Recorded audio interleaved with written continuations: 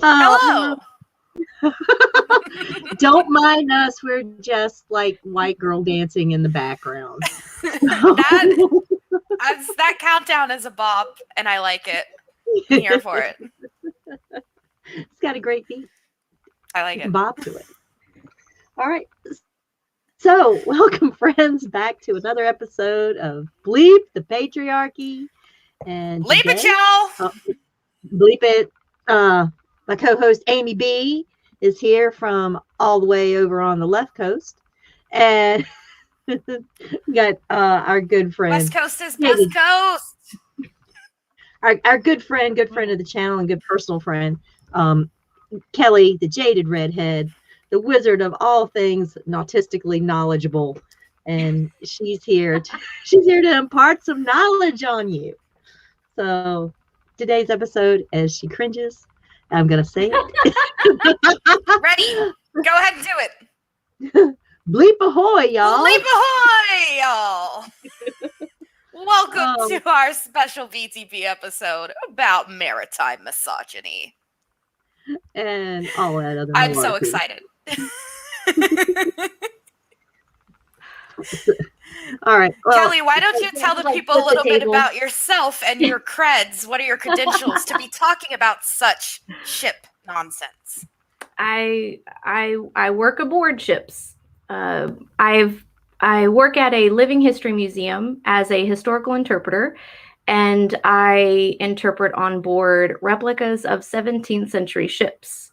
And I've been doing that for about 13 years, and that has given me opportunities to work aboard other ships, sometimes in a historical concept as far as just sailing a historic ship or historic replica. Sometimes it's in a sense of just some contract work. I get paid to move a boat. Simple as that. Well, that sounds. I've had all kinds of various jobs aboard ships. Oh, right.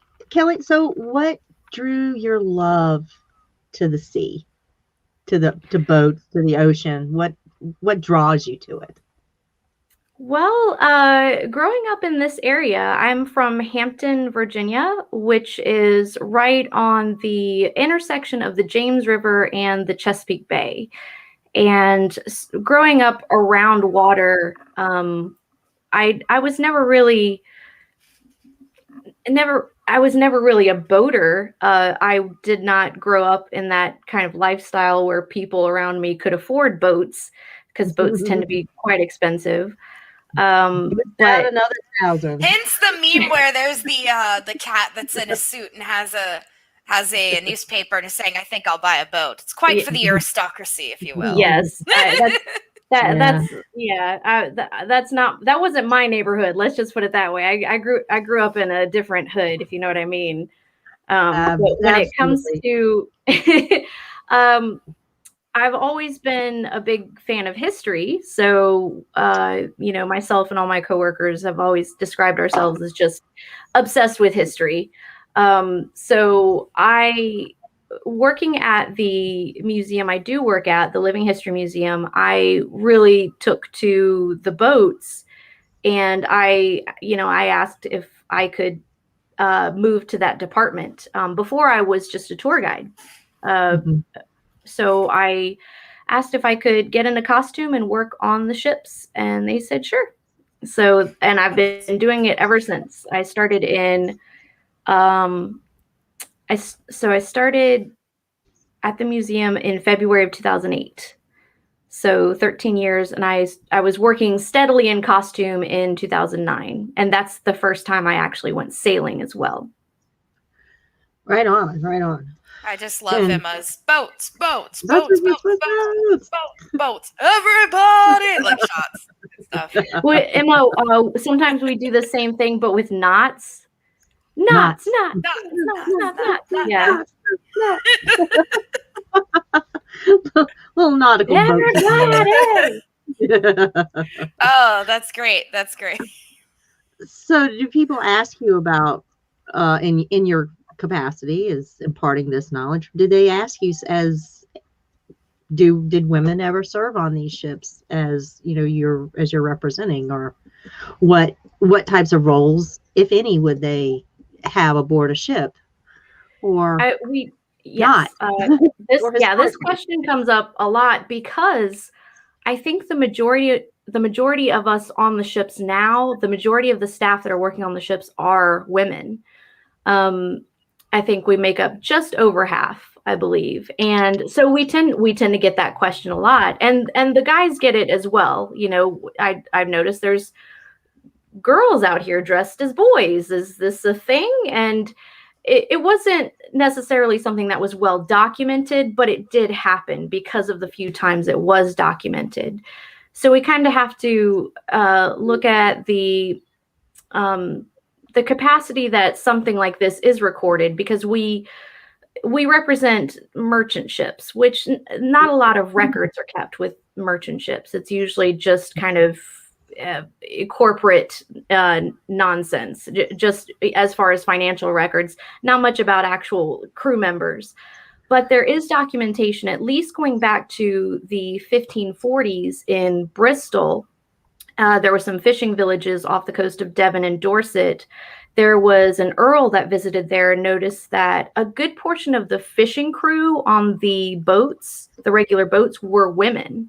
And it's something that he felt it significant to write about. So when it comes to something that is significant to write about, that's when it makes it into the historical record. We can kind of infer that it happened more frequently than it is recorded, because when it is recorded, is again, it's something that is out of the ordinary. But also, if there's, especially if there's something salacious about it. You know, for instance, Jeanne de Clisson, she was a French privateer in the 1300s. She pretty much raided French ships in the English Channel to get back at the French monarchy for killing her husband. I think that was her third husband, though. So it was just kind of a good excuse to go spill some blood. One of the husbands. Of course, Grace O'Malley. You know, that's one that we were well familiar with. If anyone is interested, Ireland's Pirate Queen by Anne Chambers. This is a really good book, and it's very easy to digest as well.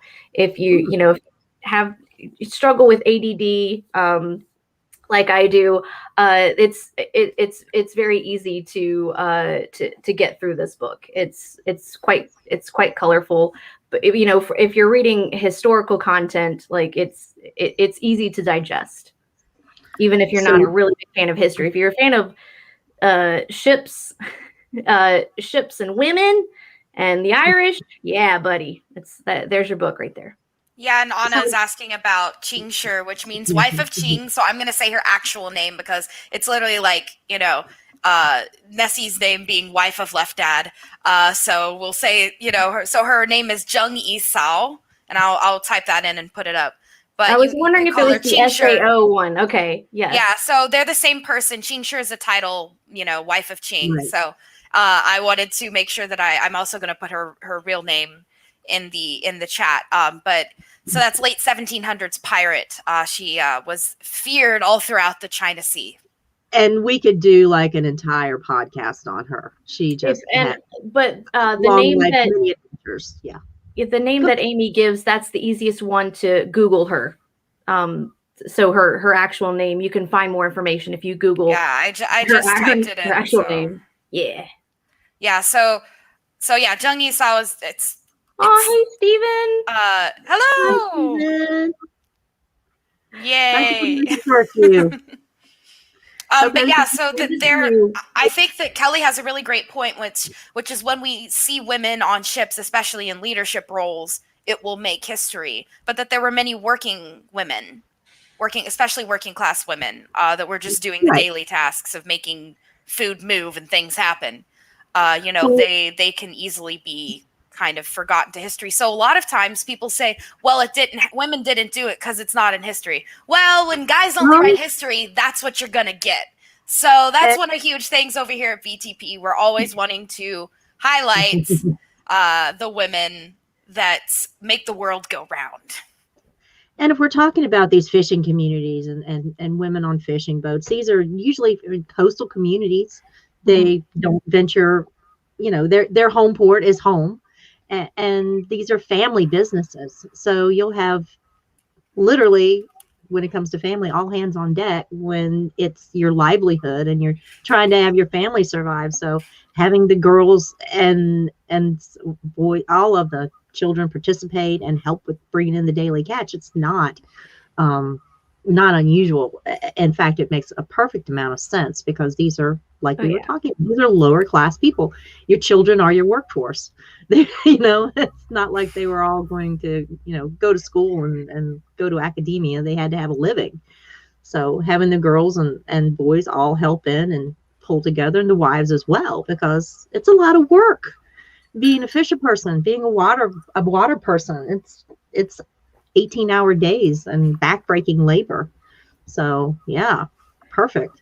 And when it comes to those isolated communities, everyone really does pull their weight. If you look at the families that live on Nantucket Island and other like whaling communities, the men would leave to go whaling. The women would literally run the town. So you had all of the typical government positions and holding specific positions in town, doing finances, running the shops. The women did all of that because the men were out whaling.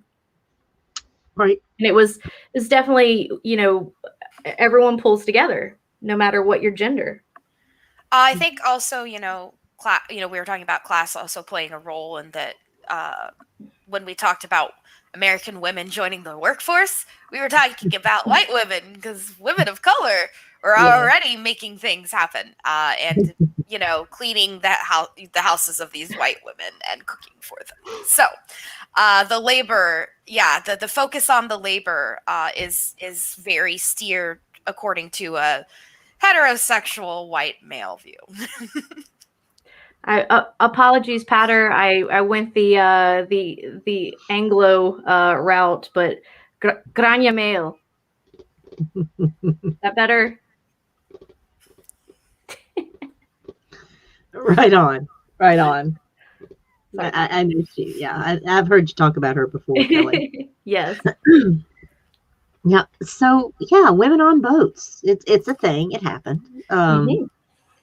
And so there's a tradition in the coastal communities of Europe. The lower class moves to, they're the ones that are setting out and colonizing these places. We're not all related to the Duke or the Earl. We're from like Fred the farmer, Jane the shipwright. We Samantha the weaver. Yes. We're all, majority are from these lower working class and mercantile classes, because America was a place to come and stake your claim, make some money, live a life. Or because you're like a religious cult and you got kicked out of Well, France or something. There were we usually think about some of the more like harder labor craftsmen were typically men, but the thing is, women were not excluded from a lot of different trades. They were only excluded from, at least society wise, being soldiers, sailors, clergy. Those were the only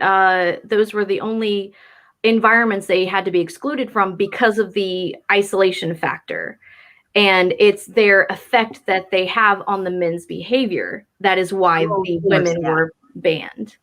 So this is getting into the what was she wearing? This is getting into the what exactly is bad luck aboard ships. Yeah. Well, that's a great segue. So if we want to go ahead and kick the door open on this pile of steam garbage. Yes. So there's this taboo, this semi unwritten prohibition about women being aboard ship, but we know, as you said, that there's records of women working aboard ships. So they have it both ways, or is it just particular instances less? Okay, so probably not aboard royal military type vessels. Right. Right. But there's a whole lot of leeway when you're talking about privateers, which are not necessarily military, but they were performing a antagonistic a little more off the books. A little more off the books, a little more sketch. Yeah. Nothing official, kind of operating under the radar. Then you have, of course, we, especially where I live, we have a long tradition of piracy. Less than I didn't put something in my notes. Smugglers.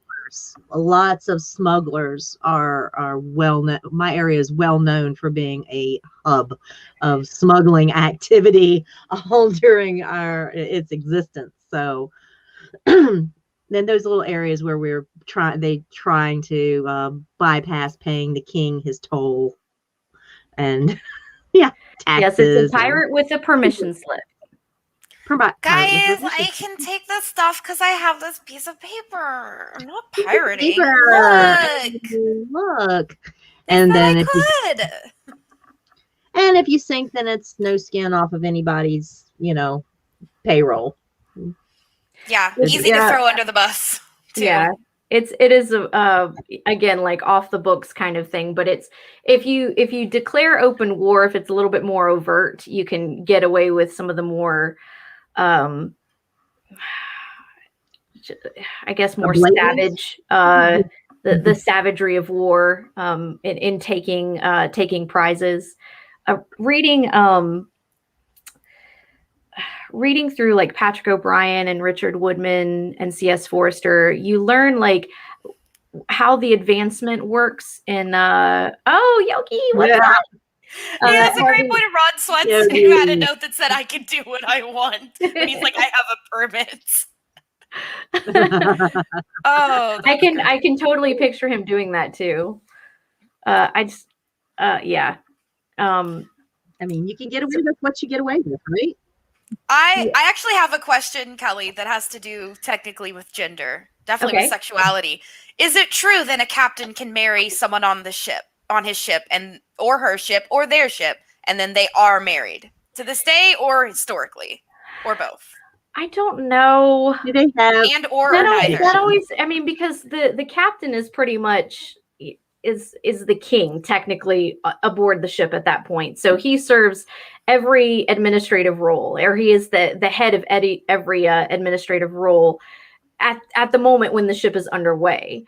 But yeah, I actually haven't looked that up. Okay, that's fine if you don't know. That's something I've been curious about because I've seen that just pop culturally. It kind of it makes sense. The captain has a lot of different administrative roles already, so why not?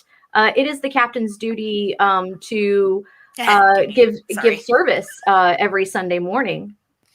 So especially like if warships can't have a kind of like a clergyman or a minister chaplain on board. Yeah, like a chaplain.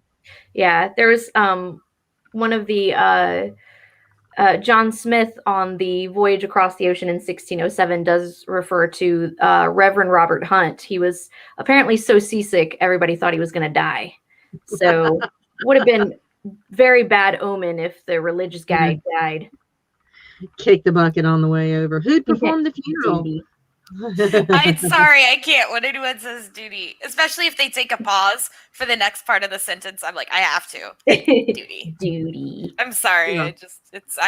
I'll never outgrow certain jokes. And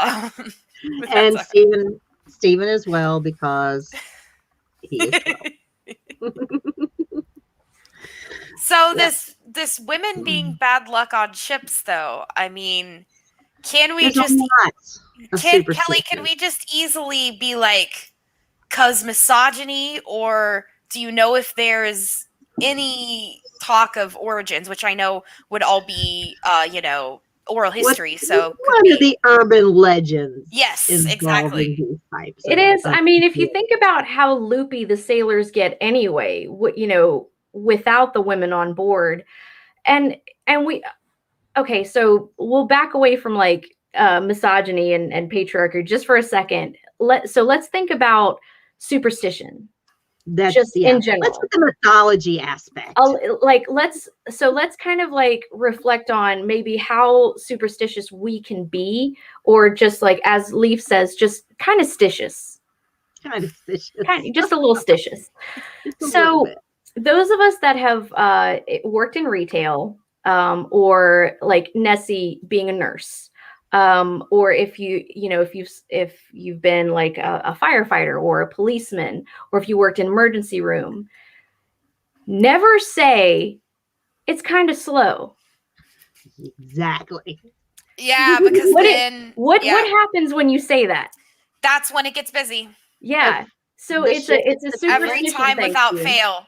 You don't jinx yourself, because then in my case, more soccer moms with their husband's credit card would buy $400 of tea and olive oil. You know, all of a sudden come in and need you to fill all these olive oil bottles. It's like, the ER. Dude, I want to go buy a bunch of olive oil and tea. That sounds great. Well, yeah, like not like together, but they also had fine balsamic vinegar and some nice local made pasta. I love those places. Don't call me. It was a very bougie place, and something is about it were really good working there. For example, tea all day, unlimited.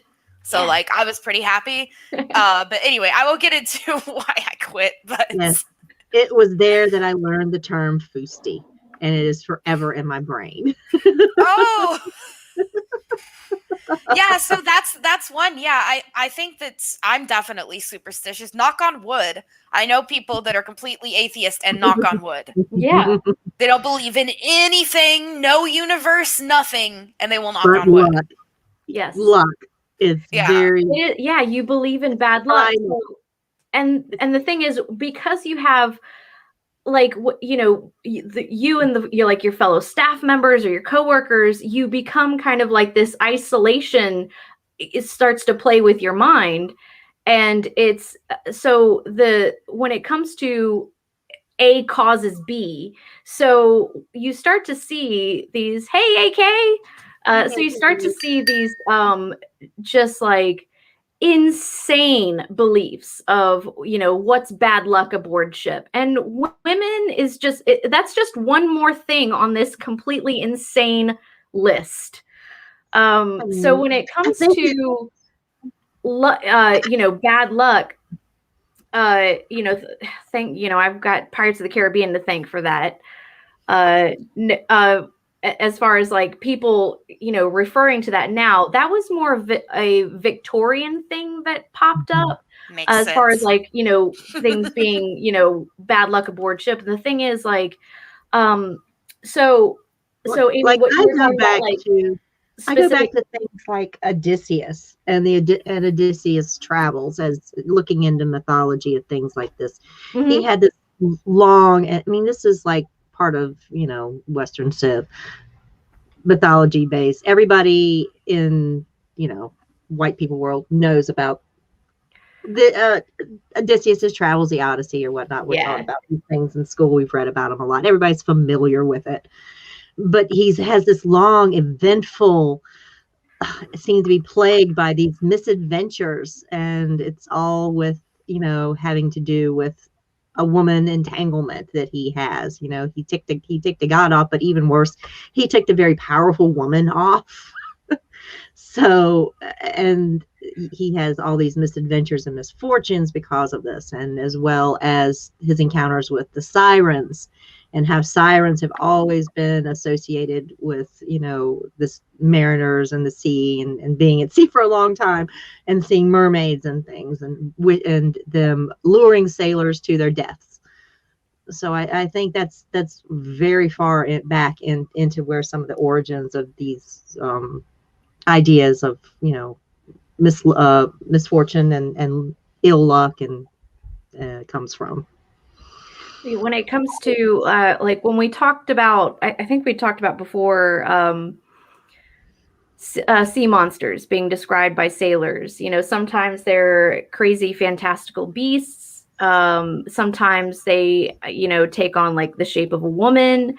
when it comes to like the sirens luring sailors to their deaths, it could be someone, it could be a creature that a sailor, delusional sailor that saw something in the water, or the sounds that happen due to, you know, certain environments will create certain sounds. And there are some sounds that kind of sound like a little bit musical and singing, or just sometimes it's wailing and sometimes it's screaming. I've been aboard when the wind through the rigging sounds like kind of like wooden wind chimes, and I've been aboard and it sounded like I was in the depths of hell, and there were screaming demons all around me. Wow. And it's awful. And I can totally understand how your mind can, you know, just mess with you, especially in, you know, isolated circumstances when you have like this, you know, isolated community, this group of people, specifically men. So when things go wrong, it's natural to want to blame something or someone. So you an easy target, you know, it's like, oh, that person with the vagina over there is at fault. Yes, indeed. We found a pussy scapegoat, basically, is what it is. I will say also, this is making me think. Scape pussy. Okay, we found the scape pussy. This also makes me think about the associations of women and land. This idea that men are active and move about and women are sedentary and stay. So there's the idea that, you know, you get with a sex worker while on land, but then you leave her there because that's where a woman is. And then the men go on the ship, and then they're all men at sea for months until finally more land and then more fucking. Like, that's like that is the youth. Women are for, you know, being there to service you on land, and then sea is men's territory. You know, according to a lot of sailors, the only woman a man needs at sea is the ship. Does he like put his member through one of the holes in the wood, or ship doesn't keep you warm at night? Yeah, any port in a storm or any port in a dry spell, if you know what I mean. Yeah. Okay, we know definitely from queer studies. We definitely know guys fucked. Yes. Yeah, just want to say that right now. I don't care. We have a feminist show. We're also a queer show, and they definitely fucked. A girl in every port and a port in every girl. So, yeah. What? Not great the way you looked at. Right on cue, Rock. Right on cue. I heard the male bashing of sailors. That's what we're here for, BLEEP Ahoy. So the thing with like women being aboard ship, you know, the women that were on board, of course, were not. All right, Rock. They weren't crew. They were wives of crew members, or an officer, or the captain's wife. And as far as behavior aboard ship, it was always very rigid, or at least they attempted to make it very rigid. So when you have sailors potentially, like, you know, using blasphemy or misbehaving or acting lewd in any way, they could get in more trouble, or the punishment could be more severe if the woman was present, if she overheard someone say something, or if any woman was aboard and someone was misbehaving, the risk of her, you know, overhearing it or witnessing something, that sailor would be punished more severely, or probably just punished, when normally if the woman wasn't aboard, probably wouldn't be punished, or maybe just got, you know, a light scolding. Right. But yes, you have to, as far as the punishment aboard ship, it was always as a means of fear. You know, they're going to make an example of you. So punishment was usually very quick and very extreme. Yeah, punishment aboard ship, not. I hear a kitty. Yes, it's streaming kitty. Corporal punishment was quite a thing. Now, from a perspective of a sailor that has been to sea for an extended period of time, and whom has had the opportunity to have women aboard ship after said extended period of time, just the smell of perfume is a distraction. Because of your monkey brain? Yes, because of the. I mean, if you think about if a sailor finds a manatee sexually attractive, I mean, I would imagine, yes, any whiff of femininity. Well, and this is what I agree 1,000%. But what did they do? They sent the Dallas Cowboy cheerleaders on board.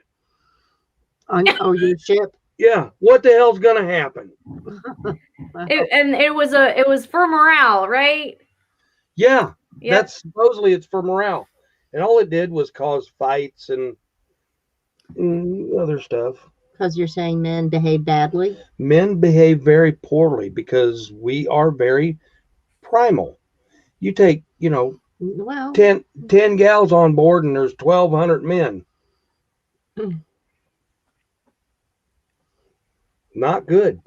well, I feel like, self-control should be what is then fostered then, rather than we will remove half of the population from the sphere because, I men agree. can't deal. I agree 1,000%. But I'm telling you, if they were on board throughout the entire time, because I have also done extended periods of time on ships with female crew. It's a totally different dynamic. You have to. so you're saying you have a working relationship, and once a working relation, you have develop. Once there is a working relationship there, it isn't all about dragging your knuckles and pounding your chest. Well, one would hope so. There's So these are ideas that we that might not be what we would like our society to be, but these were exactly the types of conditions that were prevalent on board ships in the 1700s, when we're discussing these long, very long sea voyages, because this was the time of sailing ships and trade and what have you. Ships voyages would be months long for even like a shortest trip. So and if your crew is making money off of what's in the hold, then every bit of space on board is precious, and affording that extra space for someone to have a bathtub, wow. the I don't know about a whole lot of bathtubs aboard. well, you know what I'm getting at. Amenities for a female. Well, if you're working personal hygiene is not gendered anymore. No, it's and the thing is, like, as far as we're bleeping it, Rock. You get out of here with that. Yeah, women need their makeup so they can't in be on this time period, it had been well observed that so it was believed that bad smells are what created disease. We know today that bad smells are just a byproduct. So when it came to in the 1500s, at least, it was well known for captains to be really rigid about keeping the ship clean, making sure that the sailors cleaned up after themselves, and they did laundry as frequently as possible, washing their clothes to keep the bad smells down. Yes, my asthma. Thank you, Sean. Right. So when it comes to not understanding like how bacteria works, they did cut down on the diseases. They knew that people who had a more of a blend of fruits and veggies in their diet was overall more healthy than someone who just had beer, meat, and bread, which is all a sailor spent their money on when they came into port: beer, meat, and bread, and women, of course, or men, whatever they prefer. But yeah, when it comes to cleanliness, the head was often scrubbed. So the beak head of the ship, and I know Rock knows this. So the beak head of the ship is where a sailor would relieve themselves.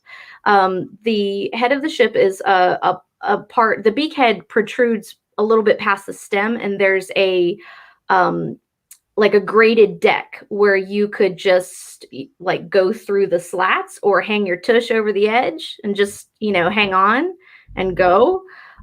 In some larger ships, in the 1600s, they would have what's referred to as a seat of ease, which is just like a wooden toilet seat. You just perch yourself on. Lots of different netting to hang on to. And the sea would just wash everything clean. And one of the greatest things back then was you didn't have to worry whether the toilet paper went over the top or behind.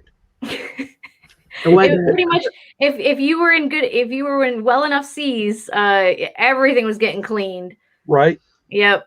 The thing is, like, just as far as like engineering with, like, let's say, the wardrobe that women were, I'm just going to say, confined to wearing, hiking up a petticoat and trying to go there was not ideal. It was actually easier to use a chamber pot, which is what you use on land or your neighbor's bushes. Who knows? Right.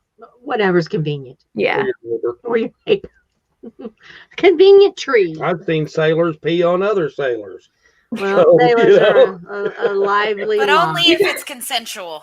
It wasn't. I was not good. Rock on one of my ships. So we have a pump out head.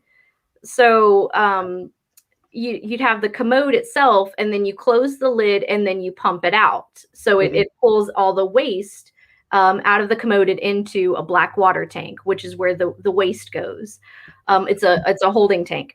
So some of the guys, I guess they were saying, if you go number one in the middle of the night, don't pump it out because it's loud. And it's like, dude, like the forecastle and like some of the hold will smell like piss all day if you don't. Just pump it out. Like, no one's sleeping really good anyway on the ship. So just pump it out. Just pump it out. He's like, if it's yellow, all don't have your earplugs and your little thing to go over your eye. The thing is, if it's yellow, let it mellow. And I'm just like, no, pump it out because it just smells like urine like for a week in the hold, and it sucks. It smells like a guy's bathroom is what it smells like. Or a woman's, or an unclean facility. Someone with stinky pee stinks. Yeah, urine if it sits there. So urine not a pleasant not a pleasant smell. Anyone who's ever been to a public porta-john can attest. Well, on board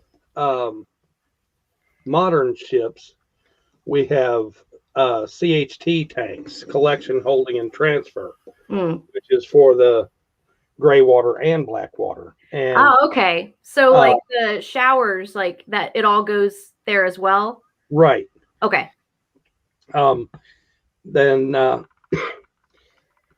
my job in the Navy was an HT, hull maintenance technician, which the common nickname for our job was turd chasers. That sounds fabulous. So you were in charge of the shit tanks. Yep. Great.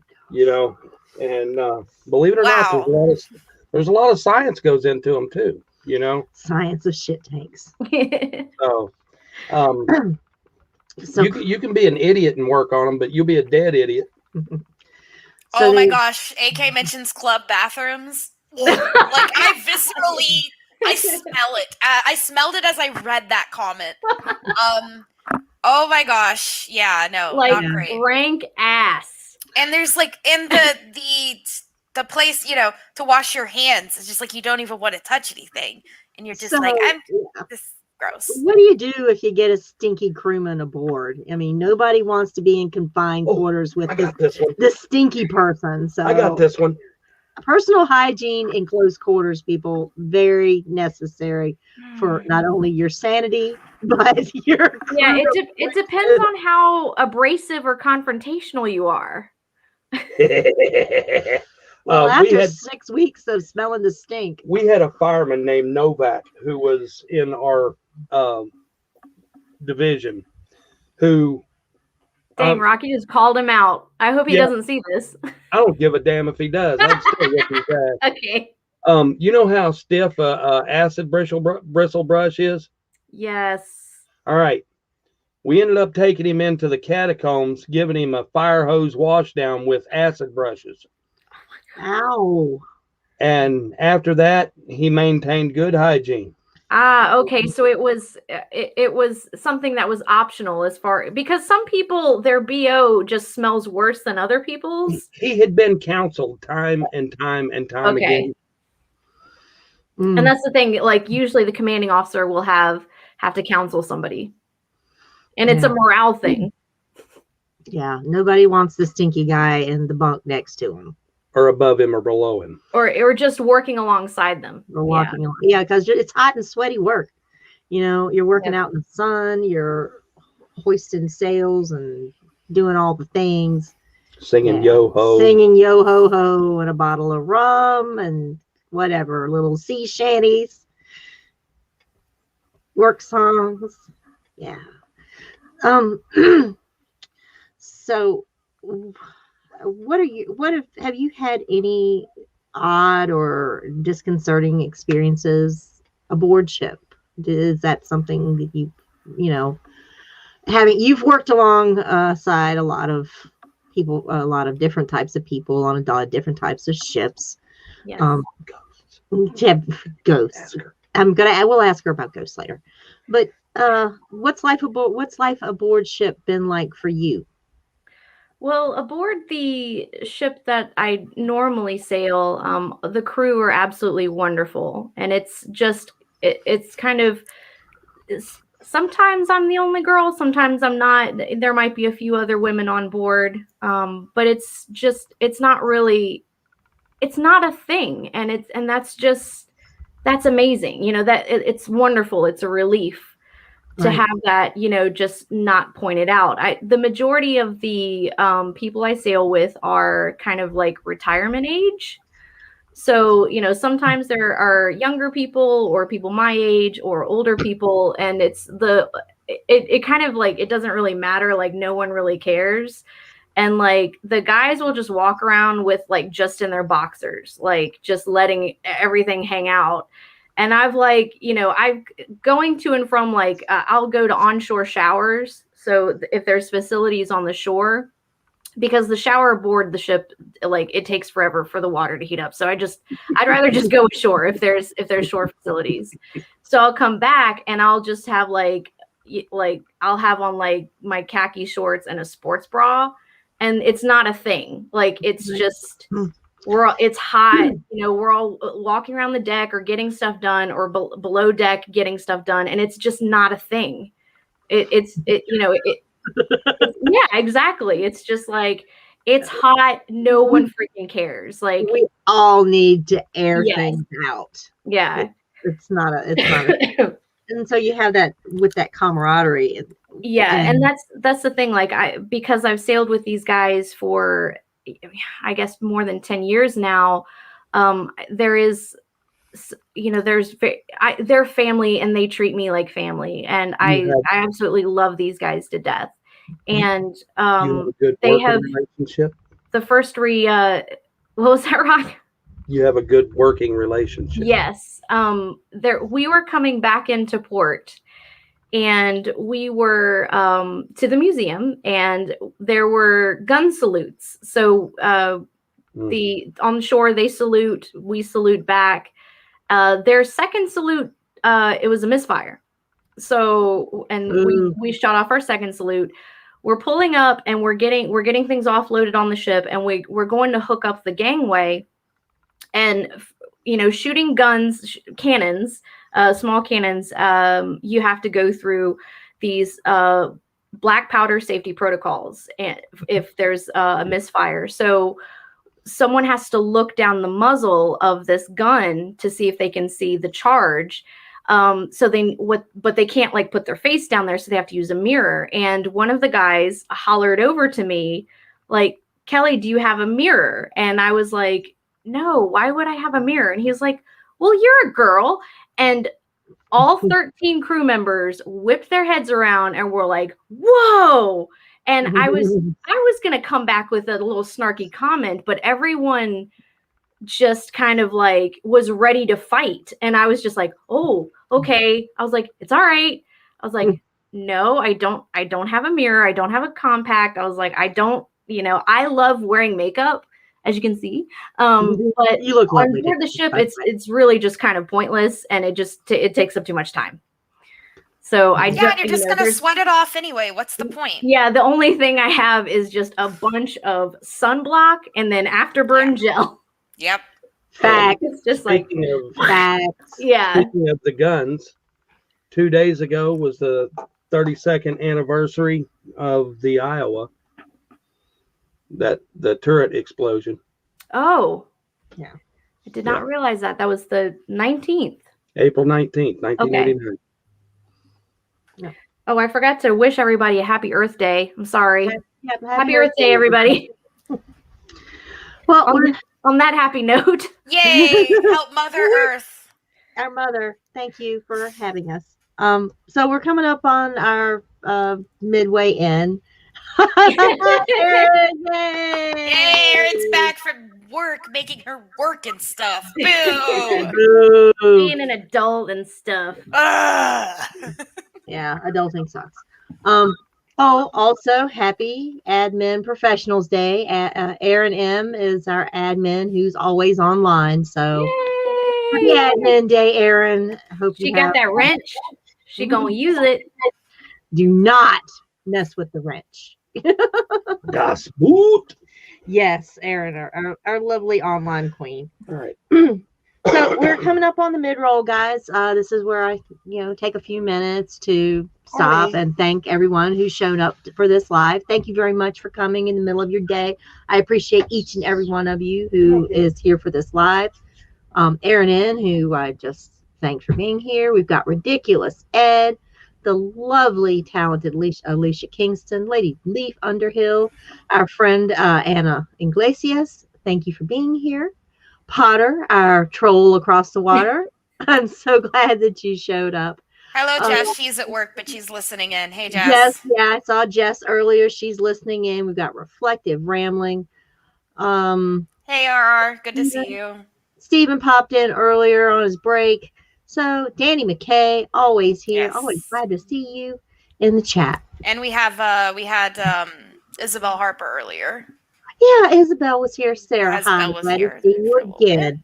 And we appreciate and you. Santivia as well popped in earlier. Yes. So yes. that was all of my. That's as far as I scrolled. So I'm sorry if I missed you, but we try our best here at BTP. Right. To acknowledge everyone, our friends who pop in and support us in this way. We just love each and every one of you for showing up. If you're a new watcher, you may not be in the chat. We invite you to subscribe to the channel for more fun, interesting topics of conversation. We've done several episodes bleeping all forms of the patriarchy. Bleep it, y'all. I'm counting that drink. Y'all. We also have fun talking about mythology and women in mythology and things like that. Oh, Lauren's Corner's here today. Hi, Lauren. Thanks for stopping by. And if you like what you see and hear, put a little like. The YouTube algorithm gods particularly love those type of things. Comments, we read them and appreciate them. Nice comments. If you're mean, please just don't put negative energy out in the universe. So positive vibes only. Yes. Yeah. But we're a little superstitious about that. Yeah. And if you or have any ideas for any show content that you would like to see Amy B and I discuss, just leave something in the comments. Hit us both up on Twitter. We're open to suggestions. Yes. Especially if you can have follow Nessie at One Questing Beast or at the Unspun Yarn to follow the channel. And I, of course, on my end at Amy Blackfire, I'm going to also advertise all the Unspun Yarn stuff. And so, are you thinking about doing some mythology stuff soon, Nessie, or what is? Is it just too busy? Unspun Yarn's going to take a little break for a little bit. I know we were. Well, sorry. Go ahead. Kitty. Kitty. Oh, please. The internet gods have smiled upon us. The cat has arrived. So, Stream Kitty is here. Cheers, Lauren. Well, Thank you, Lauren. I may be Leave it, y'all. taking a little hiatus in the future, depending on how some things work out. I need to also finish up our Legends of Avalon series. Got to get Lady Gwen rescheduled and have her back on. But other than that, I'm kind of keeping things a little open. May possibly have some key changes coming in the future, but we'll cross that bridge when we get there. So Jess is Aemy, here. Yay! What about you, Amy? What have you got going on over there on I'm your gonna channel, just channel? yeah, I'm not going to say exactly specifically the things that I have coming up necessarily, but I will let you know that I am on all podcast platforms and YouTube and all the stuff. But I do all sorts of content for many different fandoms. So Song of Ice and Fire, Avatar: Last Airbender, His Dark Materials. Have you heard of the Poppy War? And more. So that's what I also have a blog. So I do fantasy, and I also talk about what I want to talk about for sometimes. So like Buddy Banter, I do is the only live stream I do on my YouTube channel once pseudo monthly, and then podcast listeners can listen to it later. And that is where I have a friend come on to talk about something that they want to talk about. And so far I've had 4 buddies, and May is my birthday month, so I'm going to have all of my buddies on to talk about something I want to talk about because it's all about me and May. And that is teen shows that we were obsessed with as teens. So I'm going to have Lo the Lynx, Yogi, our good friend over at Through the Moon Door is 2 words, Sir Micah of Clark from Planetos Podcast, and J-Dubs, John Webster from John Webster Film / Cinematic Realms. We just launched as a podcast. Please search Cinematic Realms on all of your podcast platforms, or check out the John Webster Film YouTube channel for all of our back episodes as well. And so we will still be posting videos of us doing the episode, but you can put us in your ears and listen. The thing with the YouTube, the free app, is that you can't close it and do other things. It stops playing the video. So I get YouTube is not great unless you have the premium. But if you use a podcast, you can listen to us, and you can, go about your day with chores, go to the grocery store, stare at apples while listening to us talk about movies. Yeah. So, or listen to me on my podcast, talk about things with great guests. So yes, please check out all the things. We also have a very special episode of the BLEEP the Patriarchy on Spun Yarn coming up in May. I'll go ahead and throw that out there. We're going to be celebrating Mother's Day. Yay! What better women are there in the world? Well, I'm just saying, I'm not going to be a mother, but I'm saying mothers are awesome. So we're going to celebrate them, the hard work of mothers. We have a very special guest lined up for that day. I believe it's going to be May the 5th. Am I correct, Amy? I believe. I love how you ask me. Because I actually don't know this time, and I usually do. You are right. Cinco de Mayo. Cinco de Mayo, yes. And for our Cinco de Mayo day, we've got a very special guest. It's going to be Mom Blackfire is going to be making an appearance on the channel. Madam Blackfire herself, my mother. Yes. She's very excited. She has planned to go and get all new makeup and everything because her makeup is all expired. She's never had she hasn't had a reason to, so she's very excited. Yeah, we're all very excited to present Mama Blackfire to the world. So look forward to that. It's going to be a very special episode. So you get to hear all about me growing up because you will answer whatever question you ask. So chat, be ready to ask my mom embarrassing questions about me or anything else you would like to know. And yes, as you know, Blackfire, she did not change her name because she's a feminist. So my dad's name is not, I'm just kidding. My dad is Mr. Blackfire, and she is not the name Blackfire. But yes, Gail, my mother, I'm very excited for that. I'm excited to introduce her to everyone. And once you meet her, I will make a lot more sense for why I'm this way. She raised me as if to think that like my shit doesn't stink and that I'm awesome, and that is why I am how I am, because both of my parents just showered me with affection and I was the only Well, child. So. She's a great feminist mom, and I'm really, really excited to meet and get to know her. Yes, I'm excited. Also, she has very specific second wave feminist memories, especially of Les Mis magazine. She has great stories about what it was like as someone growing up, a young girl growing up in the 60s and 70s, and then kind of basically being told that, feminists, they're men haters, hairy leg feminists, they're feminazis, but now what's called feminazis at the time, not necessarily, but they're militant women who they're all lesbians anyway. And so my mom kind of discovering herself as a feminist in Don't her forget, we all wear Birkenstocks. 20s. We all wear Birkenstocks, yes, and overalls.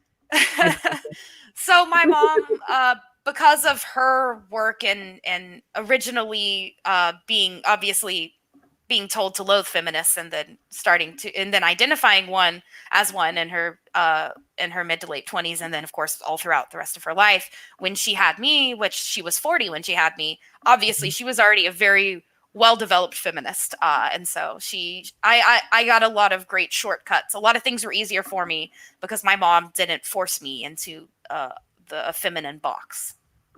So yep, she did in some ways, and she can talk about that. It'll be like shaving. That's something we definitely should talk about, because I didn't shave for 5 years, and I think like a part of her soul died. Well, here's to growing up, Aemy. The Growing up Blackfire podcast version. Growing up Blackfire. So really looking forward to that. Kelly, you gonna be on anybody's channel anytime soon? You got exciting things coming up over at the museum. What's going on? How's D&D? It's fine. Everything's fine. No plans to be on anyone's channel. Invite Kelly on your channel. Kelly will eventually be on my pod to talk about X-Men specifically. Yes, the comics, I will be doing. but Yeah. I need to. I'm in a comics reread, and I am at the first issue of the Dark Phoenix saga, which is the first thing we're going to talk about. So I've got like 20-ish issues to read, but I have the Marvel Unlimited account, and it's actually they're quite quick reads because I love X-Men, and but I will be taking notes, so it will take a little bit. But yeah, we're going to talk about the Phoenix and Dark Phoenix saga. So even if you don't know comic books, don't worry, Kelly and I got you. So if you're just a passive, just here and there X-Men fan, and just any interest in it, will give you all the awesome good stuff about eventually. And I don't really announce anything until like there's a date set. But eventually, I will be on Cinematic Realms with John and Aemy, talking about X-Men 2. That's actually sooner than you think. What? Like, please, do you have a date? I told John to never mind. This is behind the scenes where like I do all the scheduling, and I ask J-Dubs to reach out to the guests, and maybe I should just do that too. I'm sorry. Just gotta like. We are doing Curse of the Black Pearl next on Cinematic Realms. After that is X2, so you are 2 weeks away. Okay. But yes, I told Jenna. I said I'm going to tell Jenna. You tell Kelly. Here we are. Here we are. Linda knows. Kelly doesn't. Yeah. So I recently just got back. Just holler. He's at work, and so he's probably gonna watch this later and get mad at me. I'm sorry, J-Dubs. One job. We split the labor on that. We had 2 guests.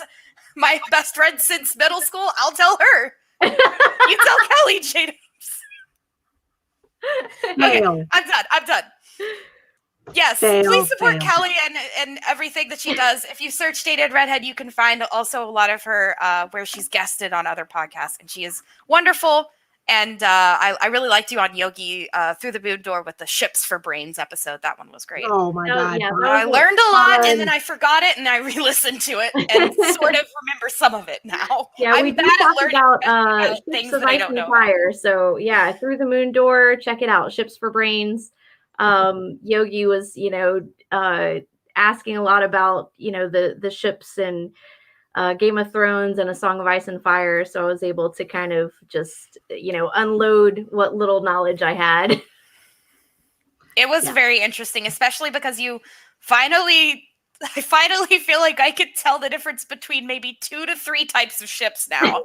And before I was like, big boat, little boat. Yes. So big boat. I was actually just watching some scenes from the show this morning, and I was like, "Hey, they got that right." Like there was, They did a thing right. Danny burning the ships in Marine, and I was like, "Yeah, those are proper galleys." Good job, Game of Thrones. Thanks for Yay! getting your research right. By the way, I love that episode. Oh, it was a good episode. Yeah. Also, speaking about women on ships, sorry, I'm just because that's what we're supposed to be talking about. I was thinking about the chances or the times that we have, as passengers on ships, not necessarily working, but there are instances where women have given birth at sea. And I've always found that really terrifying. It is. Yeah. There's think about. reference to Sons of Guns, where women potentially would either conceive a child between two guns or birth a child between two guns. Because space was so limited, every square inch of space had to be utilized. Generally, women aboard ships as passengers, if there wasn't already allotted cabins, the women were separated. There was some kind of partition. There is a letter that is, I want to say 12th century, of a group of people on a passenger ship that was going from, I want to say it was a small city in Greece to the Levant coast. So somewhere like Israel, or maybe kind of towards the northern coast of Egypt. But there was one of the guy who wrote it was a middle class, son of a merchantman, and he was writing this letter to his friend, and he was talking about some of the few women that were aboard the ship. Were very comely. They were very pretty, apparently. But he said, "Do not be jealous of me, brother. They were kept behind a sail, a partition, for the voyage." So that's for the sake of modesty, they were separate. So we have the glory sail, is what you're saying.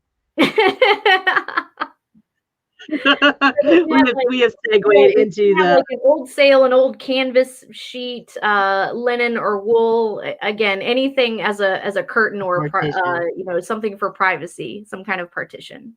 Well, that was very kind of them, I imagine. That gives them a little place to. It was, for the, to preserve the modesty of the women folk.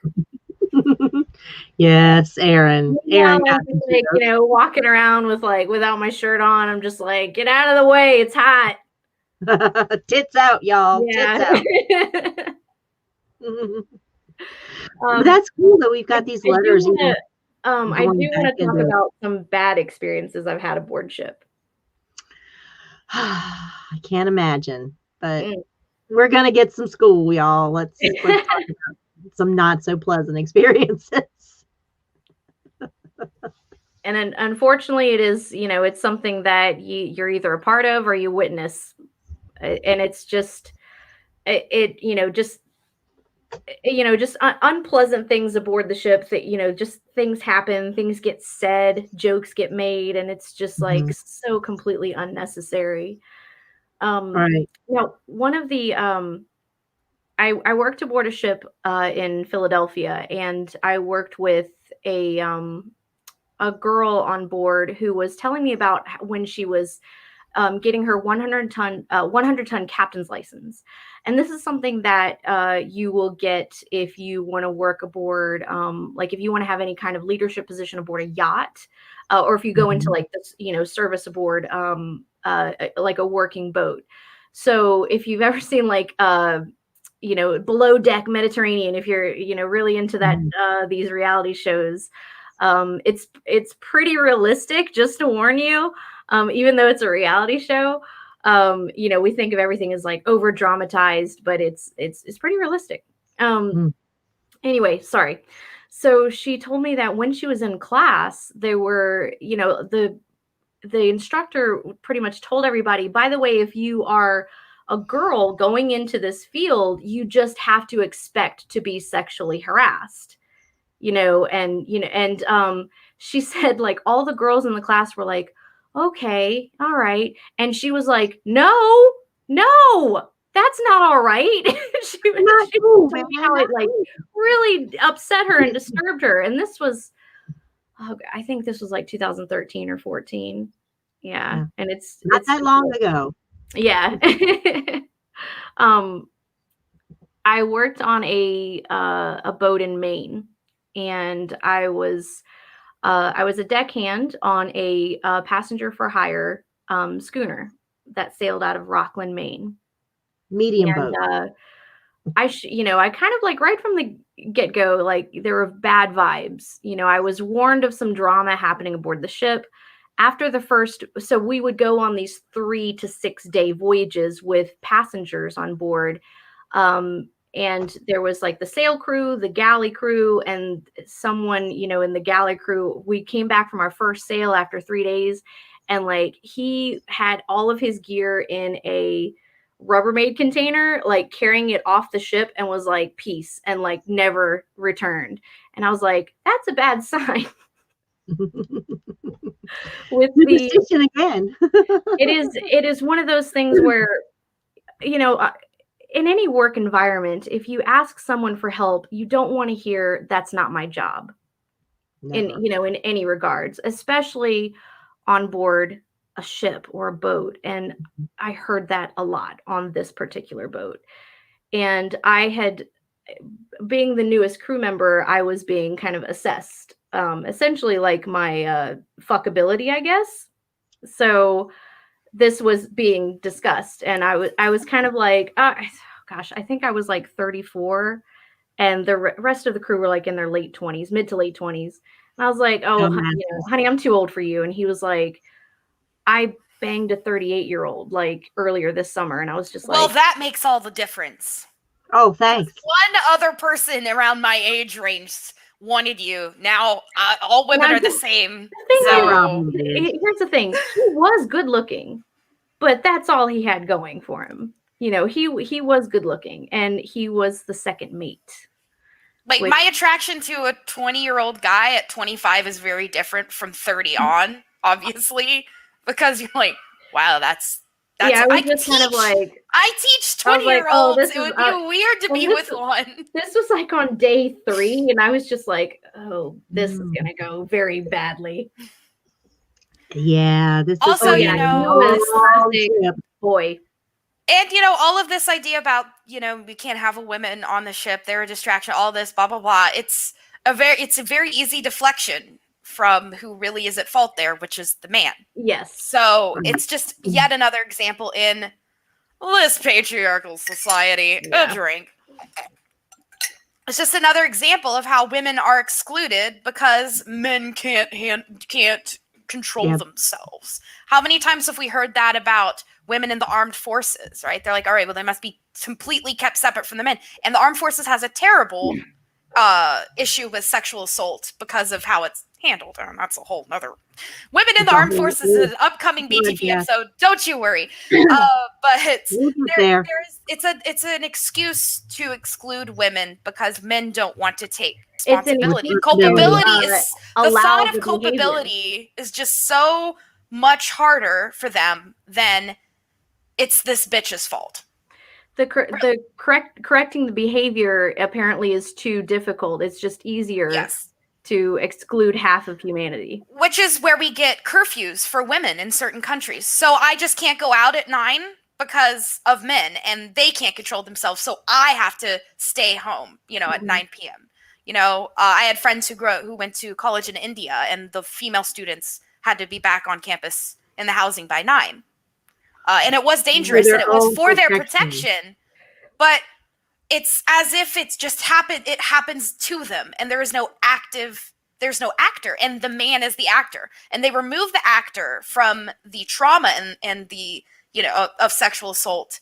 Then it's who is left but the survivor, and that is the person that you blame.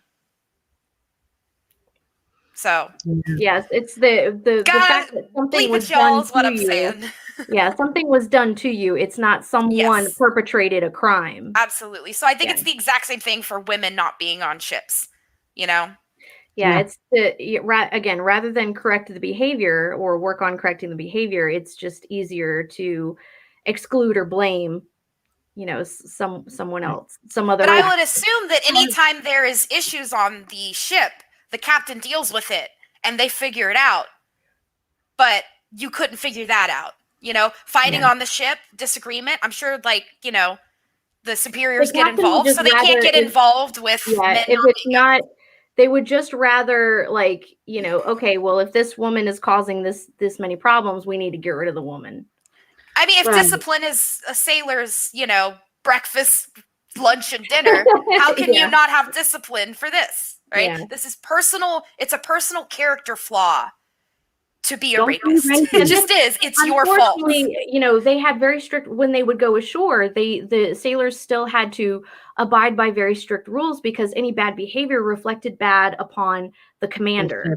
And so he was always very, he always was sure to punish anybody that, because it usually some kind of townsfolk or towns leader would address the problems with maybe the dockmaster or the captain themselves, and then there's a situation is addressed, and there's an agreement that the captain will punish the sailors as necessary, and this is going to include public drunkenness, lewdness, sexual assault or rape as well.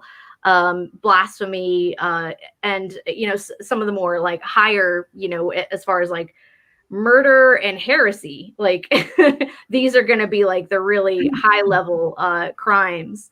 Right. And being denied access to a port is a big deal. Yes. When you're the ship's captain. Or you can deny their pay. So go ashore. You ain't gonna have no fun. Yep.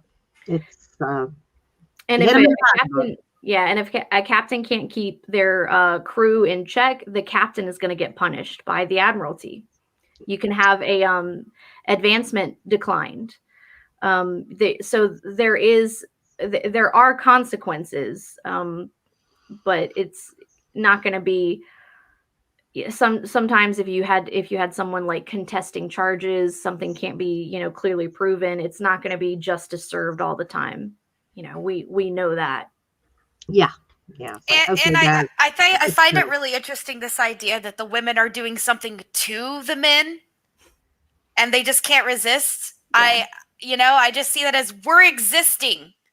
If my existence, makes me, a seductress harlot, that's your problem. You're seeing me that way because you want, because you're horny. Yeah. Frankly. So it's but the captain buckles down on other things, but this one thing, let's just take that out of the equation altogether. Like I said, the whole other half of the world, of the population. Forget it. You take the instigator of the problem out of the equation, then life aboard ship is just peaches and cream. It's joy. I'm sure they had no issues. Yeah. Yeah, no, they wouldn't have anything to fight over or, be jealous about or, misbehave over. Yeah, there's no other way. That fixes everything, doesn't it? Will come out if women are there. Form of sexual assault than on women. There's no other form of sexual assault other than, having women aboard ship. So.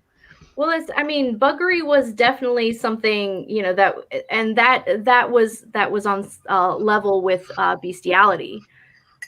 So having relations with another sailor or one, was the same as seen the same as having relations with some of the livestock on board. Fun times. Yeah. And I'm sure they would have similar views if they were white European sailors and one of them was sleeping with a woman of color. Well, no. That was actually on board a ship. Let's just say race is not really, and this, I really blame a lot of pop culture, movies, TV shows, video games. They don't really portray how multinational, or, diverse a ship's crew really is, as far pirates and privateering, those are going to be, especially pirates in the 18th and 19th century, the majority of the crew were usually Africans, freed Africans. There was, I think it's not Calico Jack or Jack Rackham, because he had Anne Bonny and Mary Read on board. About 50% of his crew was African, but there's another one. I think it's like Black Sam. About 90% of the crew was freed Africans on board. If you can, most likely these Africans probably spoke a pretty rough form of either English or Portuguese or both. And if you can pass on board a ship, if you can haul a line, the thing is, after a couple of days of sailing, the way the ship runs or is run, it kind of gets beaten into you physically and mentally. After a couple of days, you have no choice but to remember how everything goes and where everything goes. There's a ship called the Mary Rose that sank in 1545. That was the flagship of Henry VIII. And as she was brought up in the 80s, a lot of the artifacts were analyzed, and a lot of these artifacts are on display in the museum in Portsmouth, England. But these artifacts do include human bones, human remains. So they were able to learn a lot about the crew, and also that a good portion of the crew were from Northern Africa. They were Moroccan. There was evidence of an African board game carved into one of the barrels. It's called Tob. It's just like any board game you would play, like checkers or chess. Also, when it comes to warships, again, the Mary Rose was a warship. In 1588, when the Spanish Armada attempted to invade, the Spanish ships, some of the ships were rented or leased from the Duke of Guise and the Duke of Parma. So some of them were French, some of them were Italian. There were French and Italian sailors on board, and there were some that were Middle Eastern and some, as they called them, Almains or Germans. And so there was a captured vessel that was, all the things on board were being assessed. Everything had, as far as inventory, everything had to be recorded. This was a prize. This was a war prize. 5 Almains were on board. So 5 Germans, 2 of them were women.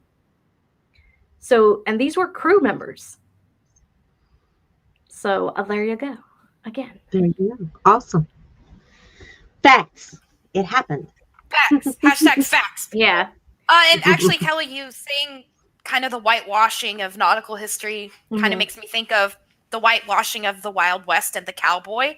There were a lot of freed blacks who were cowboys. And there was a very famous sheriff, the very famous lawman of Oklahoma, who was you'll know from, if you've seen, I want to say it's in Lovecraft Country. One of the characters, as a little boy, idolized the black sheriff of Oklahoma. I don't like scary stuff, Amy. I think they referenced that. Yes, I know it's horror. I'm sorry, but it's also, yes, it was from Lovecraft Country. Thank you, AK. It's horror, but it's a very, very important, great. My girlfriend watched it. She was like, "Yo, you need to watch this." And I was like, "I don't like scary stuff." She's like, "Yeah, it is kind of scary," but she's like, it turns a lot of H.P. Lovecraft's basically racism on its head. Yeah, there was Watchmen. I don't know. Watchmen and Lovecraft Country both had the Tulsa scene and stuff. So it's it's from one of those. But I think it's Lovecraft, but I'm not like, I'm pretty sure it's Lovecraft actually, and not Watchmen. But anyway, both are great, and both talk about the Tulsa the Tulsa massacre. And I'm from Oklahoma, so very interesting, very, very sad time. And if you want to go, well, we're post-racial, just read up about that and think about it. And hell no, it wasn't even 100 years, coming up on 100 years ago. So maybe we should talk about that on another episode of Bleep the Patriarchy. Bleep it, y'all. Yes. Bleep it, y'all. The patriarchal is, the patriarchy, because it is most beneficial to white men and upheld and created by white men, is inherently racist. Yes.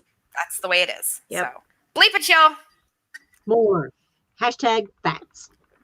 I had to go get more tea. We were bleeping it so much. Oh yeah, you're good today. I thought this was chai, but it's actually So my last one was green tea with pear, and this one is I think this is actually some Earl Grey. So, but I'm drinking it cold, which I know is sacrilegious. Ooh. It's hot here in Southern California. What are you drinking today, Kelly? What have you got in your I've little got brown Guinness bottle? Blonde. So I don't keep a lot of beer at my house. I just don't. Like I'll sit around and drink a beer once in a while, but unless like someone's coming over and because of COVID, that's not going to be happening, or that that hasn't been happening. So it's like running to the grocery store. It's usually to get essentials, and sorry, like beer isn't really essential. I might have some wine. I still have some mead that I got around Christmas. And there's I think yum. like 2 bottles left. And I stand corrected. It was the opening, that scene of Watchmen where you have that character watching Bass Reeves, Right, Bass Reeves. the Black Marshal of Oklahoma. Good stuff. Okay. But yeah, so we often see in Hollywood the representations of sailors and of course of cowboys, as I was saying, as pretty white. Unfortunately, the idolization of certain cultures of white folks, white supremacists will idolize specific cultures and completely omit any people of color. With like sailors or pirates, and goddess help me, Vikings.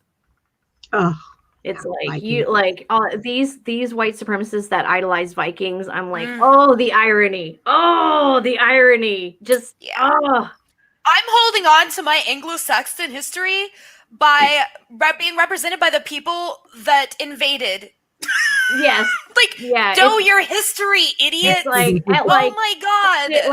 First of all, turn on The all, Last Kingdom on Netflix. What are you doing? I'm sorry, but the semen was coming from all different sides. Okay, are you kidding me? Spraying everywhere. It's just everywhere. It's just everywhere. It's everywhere. Give me a break. Yeah. 23andMe, man. Check it out. Might find some surprises. Yeah.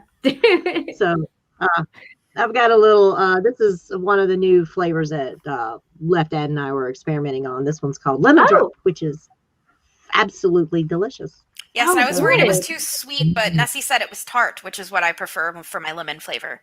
So that's as it starts to get warmer, that sounds really good to have. This is going to be some very hard lemonade. Yeah, we were binge watching, or at least my husband has been binge watching Vikings lately, and I'm just looking at it like, really? They're great. Now, what the fuck, people? Yeah.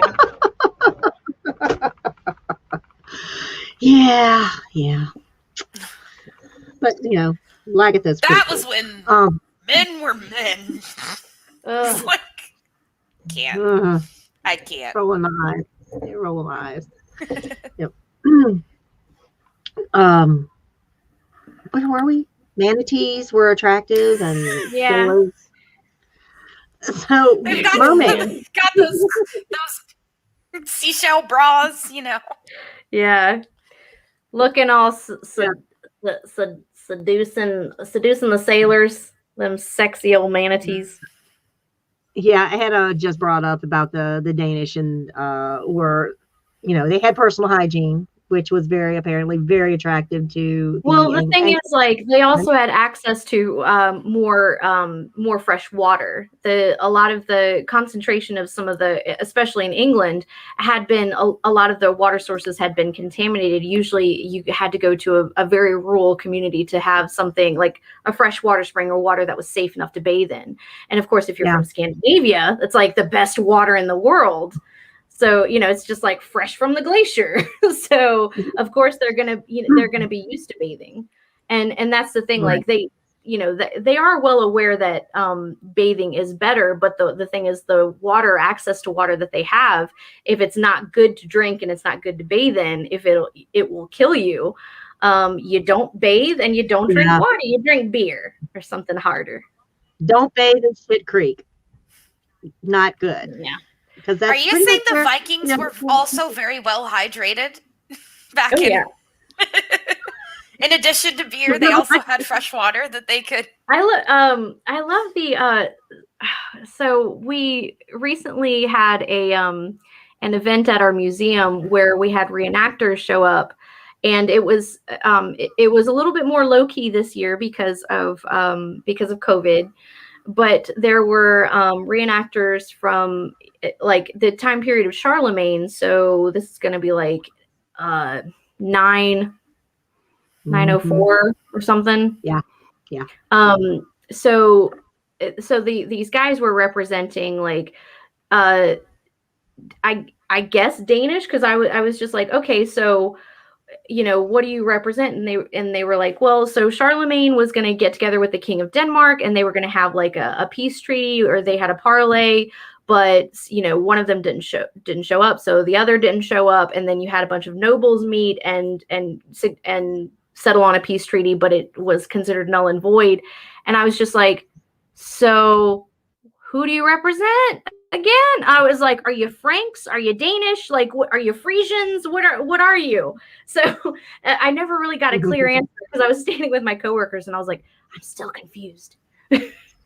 What are they representing? So so when mercenaries. When it comes to like mercenaries, and the thing is, I was when it comes to like Viking culture, like Viking is a verb. It's not a person. But Viking is something you go do. Thing is, like Vikings, you know, they're pretty much like they're farmers, you know, or they're cattle herders.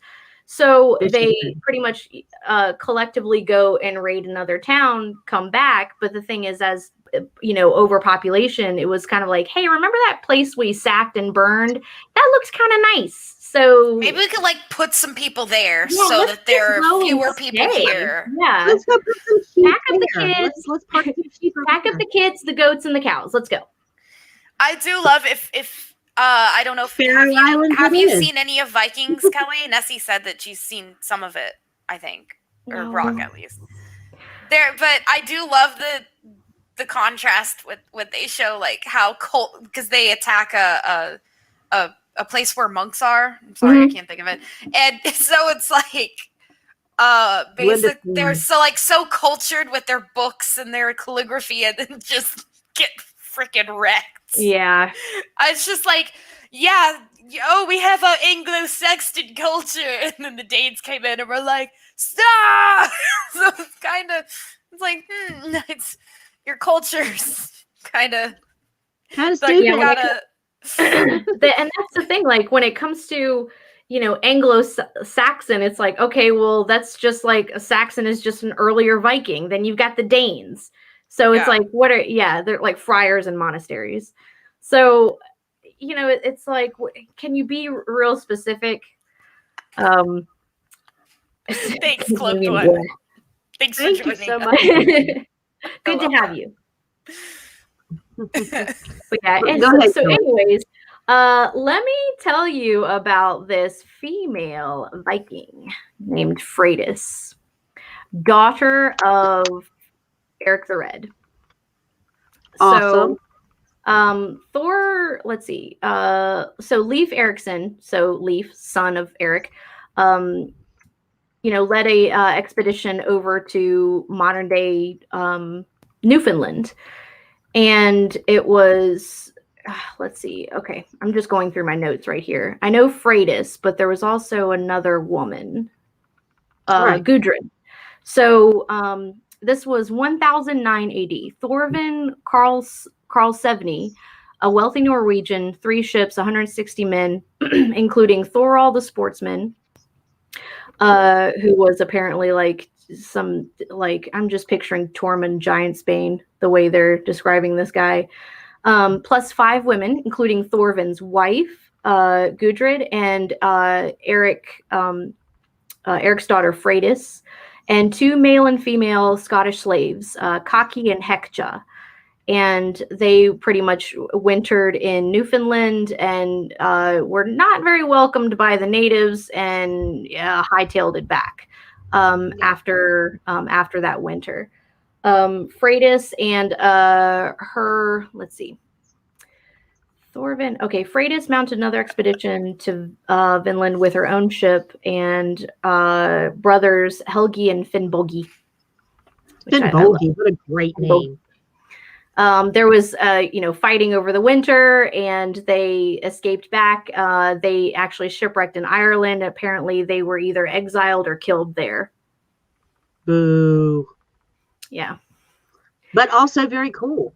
But yeah, we learn about Vikings coming over, but, Freydis is prominently featured in these stories. And when we think about Vikings coming over, we don't hear about the women enough, as far as, but they were obviously, significant enough to be mentioned in the sagas and historical writings. Right. It is I mean, interesting they were to very have those shield maidens, right, that are held up. Oh. I know you hate that term. I do Yeah. too.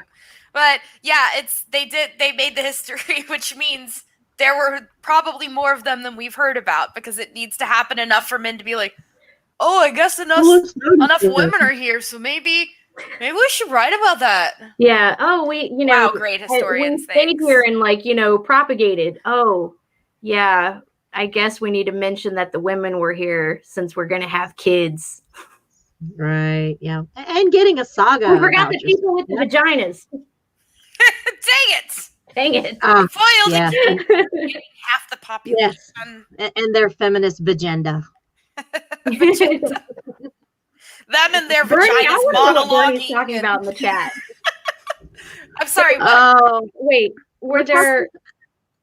So a guy in Florida, apparently, relations. Bernie is saying a guy in Florida called the cops because 2 manatees were going at it, and we're just saying in the chat, let them go at it. Why would you call the cops? Were they being loud? It doesn't matter. Oh my God, Florida man, mind your business. Yeah. God. They don't have bedrooms like we do. The world is their bedroom. Yeah, it's like nature. Okay, I'm pretty sure the person that called hasn't gotten any for a long time and is just mad that the manatees are having a good time. That reminds me of that thing. That horrible woman that called the police because there were whales around her boat. This was oh my God. I'm like, oh my gosh, really? Like I want her to be charged for filing a false report or something, and wasting Coast Guard time. resources and make sure that she is bound to land from now on. Like, she is no longer allowed to go to sea. Yeah, that's a reason to lose your call the cops on some whales. Really? Come save us. No, that's not how it works, honey. Trying to poke them apart with a broom. Oh my God. Yep. The video, the Aaron. the video had me heated. I was mad. Your hashtag canceled. C, all right.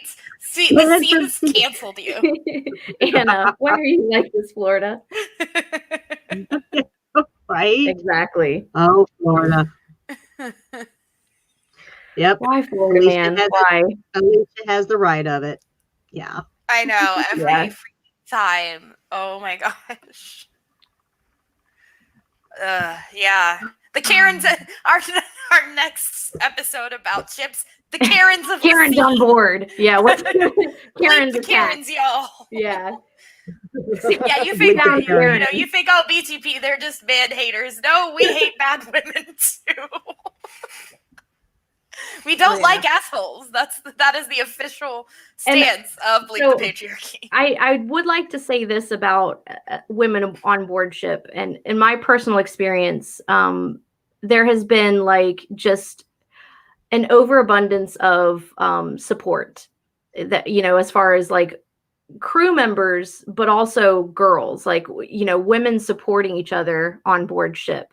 You know, being there and showing that, you know, they're there if you need you. They're not going to, you know, it's not catty. You know, as far as like, you know, from a like Mean Girls, you know, perspective, it's just women like being there for each other, you know, being there for your fellow crew members, but, you know, being there for the women as well. And, you know, living aboard and at work, we're just there because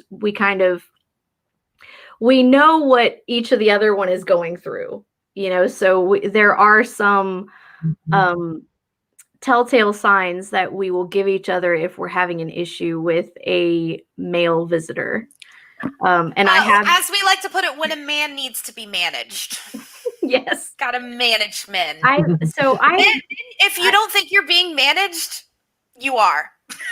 Every man has a woman who has to manage him. I have had to, you know, rescue some of my female coworkers, but in some instances, I don't think the men realize what they're doing. They're just kind of oblivious to the effect that they have. Like one of my coworkers, she was literally cornered against the rail with these three older gentlemen that kind of like were just around her, and they were joking, and I could clearly see that she was not comfortable at all and she was not happy. And you know, her also the position on the ship that you're generally like standing in, she wasn't in her normal position, and she was just kind of squished against the rail, and I just saw red. I pretty much elbowed my way through and turned around and was like, can I help you? Like, I was very much like, back the F up. And, you know, actually, Kelly, this reminds me exactly of something that women do in a club, that if a guy doesn't know we do them, doesn't realize he's the one that happens, we know each other. We will give each other a signal that you're a creep and the girl needs to come dance with me. I need to go to the bathroom, this or that. So you'll listen to a guy retell the same story of what you're talking about, Kelly.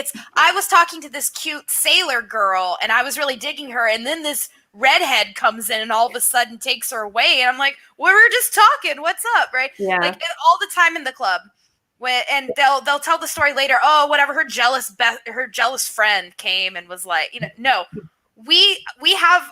I know when my girl is having a good time and enjoying you and talking to you and liking you, and when she gives me the sign she needs to be saved. Yeah. So when guys think that all of a sudden, whenever a girl's friend pops up out of nowhere, it's because she wants it, not because that girl's being a bitch. So just a little PSA for you, men.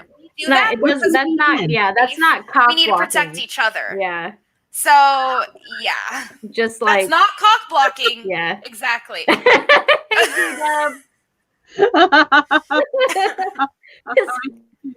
and if you're like, oh, why do we go to restrooms together? Like, if this has ever happened to you, you were the asshole, man. Just so you know. You were the asshole, not the friend who comes to save her friend. You're getting educated right now. Yeah. And I heard about this on this podcast, this feminist podcast I was listening to, and the reaction of men online that they even brought this up was like, no, women don't do that. This happened to me once, and she was just jealous. She didn't want her friend flirting with me. It's like, she gave her a sign. Honey. You're the asshole in this situation. Yeah, you are. Oh, honey, no. You're the asshole. Yeah. There was a reason that happened. So you were telling me that, you know, experience you had, Kelly, with your friend on the ship, right? You know, it extends out into the sea, this toxic masculinity, which is what we talked about last episode with a couple of guys and their experiences with toxic masculinity, right? But this need to constantly hit on women, right? And when she's there to educate you about ships, and she's not there for you. And that's the thing. Like, again, these were older guys, and this is someone who was younger than me. They were just. It's gotten worse. Break out into songs. I'm not going to stop the singing. I mean, breaking out into random songs. It's very sailorly. It's our brand, I man. feel It's the our song brand. in my soul, especially when I'm bleeping the patriarchy and I gotta Yes. sing it, I you know? mean, there once was a ship that went to sea. Potter was earlier requesting the Wellerman sea shanty, but Oh, okay. He we also have to did do it as a mention round. like the beginning of a limerick, and I was just like, no. I mean, we could do it as a round one day, but Actually, this is an interesting question too of what role entertainment played on this ship. Like, did they have like dance parties and you have people with instruments, Yeah, or what would you say, Kelly? Like, what is the entertainment factor on a ship to keep these specifically men entertained? Well, and that's the fantasizing about manatees. Sea shanties. That was a big part of it, especially when it came to working. There wasn't really a need for like exercise because, geez, you burn a lot of calories. So when it comes to repetitive work on board the ship, that is where you have these like high tempo shanties come in. And shanty comes from chant, the word chanting. You had like heaving around the capstan. Sea chanting shanty, is that kind of how you would? Yes. So etymology. Okay, I like yes. That's very, very interesting. So and this is something that Yogi had sent me some of the not outtakes, some of the deleted scenes from Master and Commander. And in one of them, you had them heave around the capstan to weigh anchor. So the capstan is what the sailors walk around. It's a winch that is mounted to the deck, and you have the bars that go through it, and you have the sailors walk around it, and they usually keep a kind of rhythm going, because it does help with passing the time, and it helps with the stamina. You have someone, I think in the movie, a sailor hopped up on the top of the capstan with a penny whistle, and started up a tune. You also had small drums kept aboard ship, or fiddles or violins. I was doing maintenance on board one of the ships, and I was installing what are called stop waters. The mast where it meets the deck, there's a mast boot that goes around it, and the mast boot is kind of like a skirt around the mast, and it comes down and secures to a lip that's on the deck so that water doesn't run down into the ship.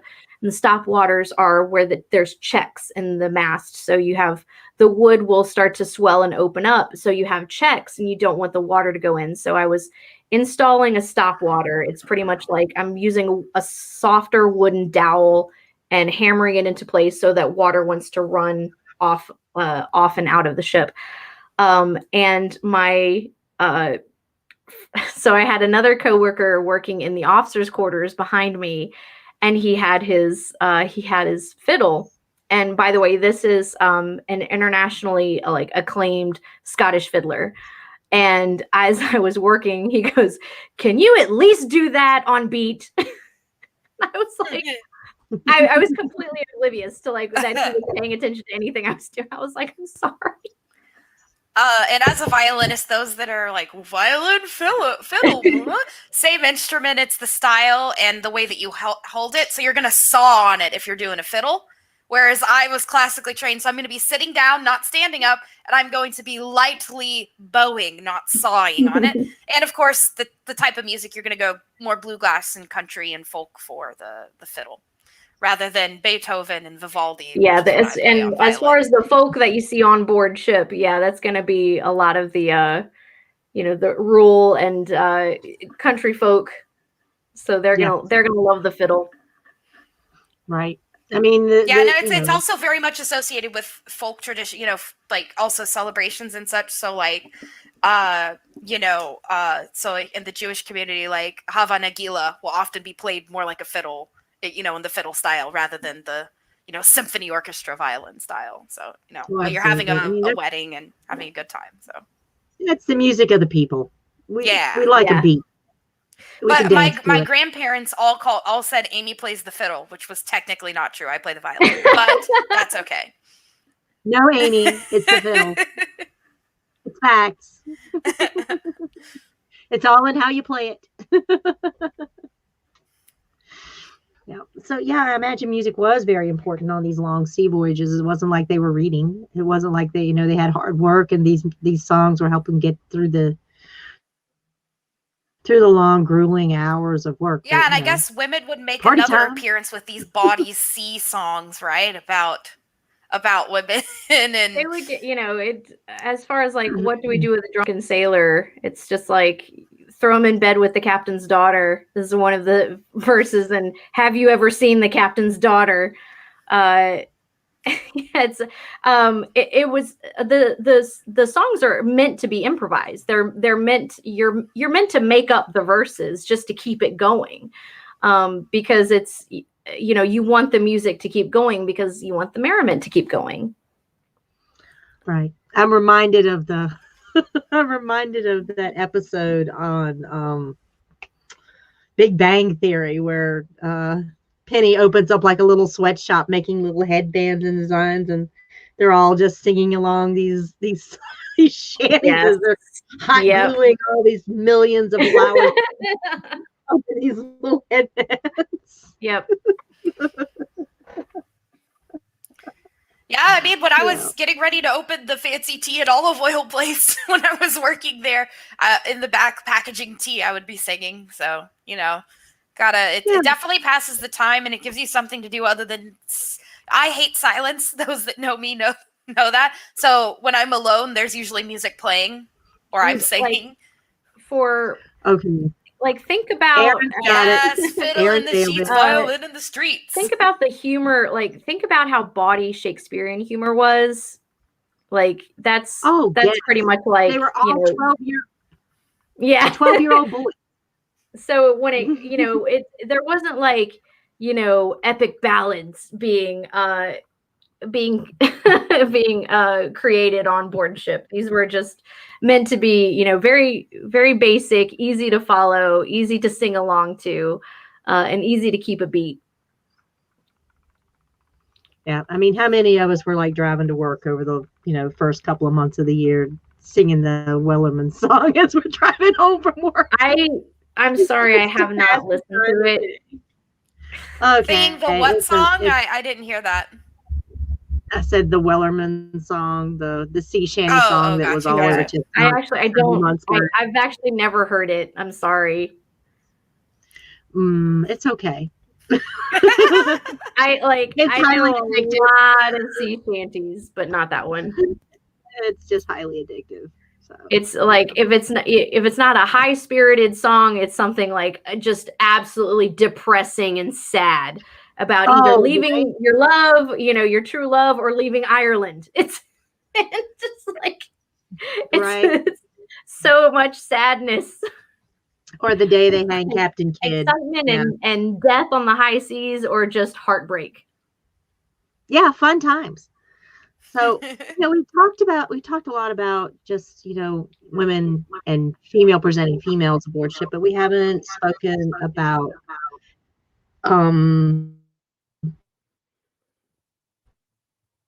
other non-binary or their, we touched briefly on what you called buggery, or trans, or transitioning.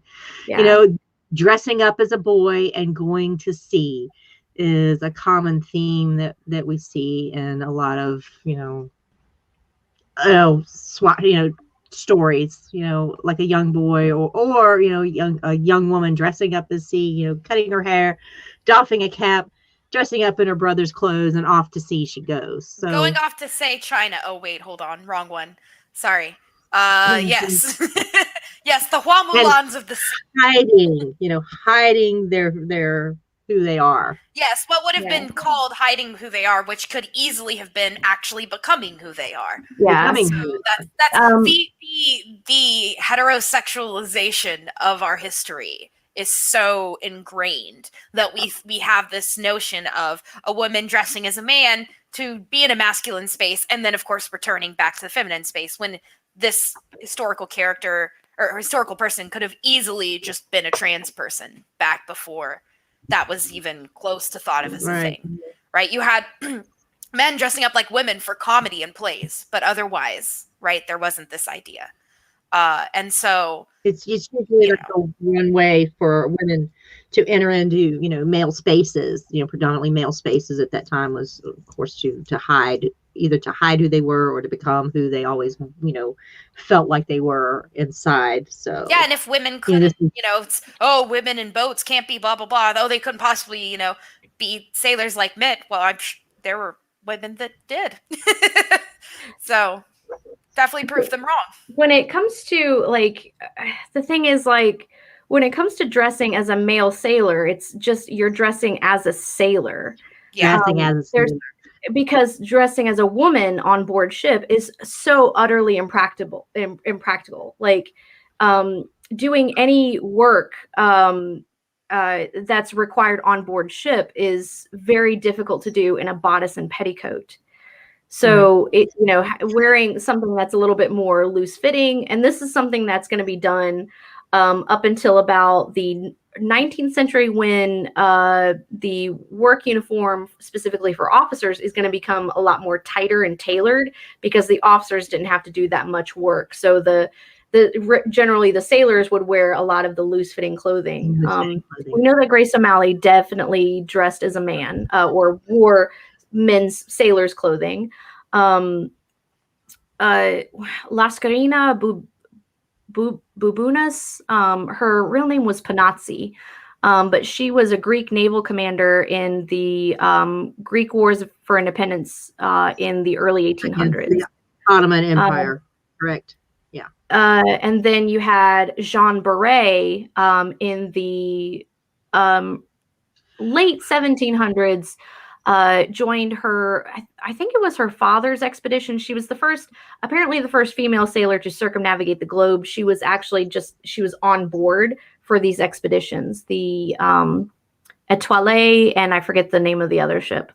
But yeah, she joined due to the fact that she could dress as a man or dress as a sailor. Right. And there's stories of, I'm not sure how historically accurate these are. Probably should have checked, but say pirates like, Anne Bonny, for example, just to name someone that many people are familiar with, when they're arrested and, quote, brought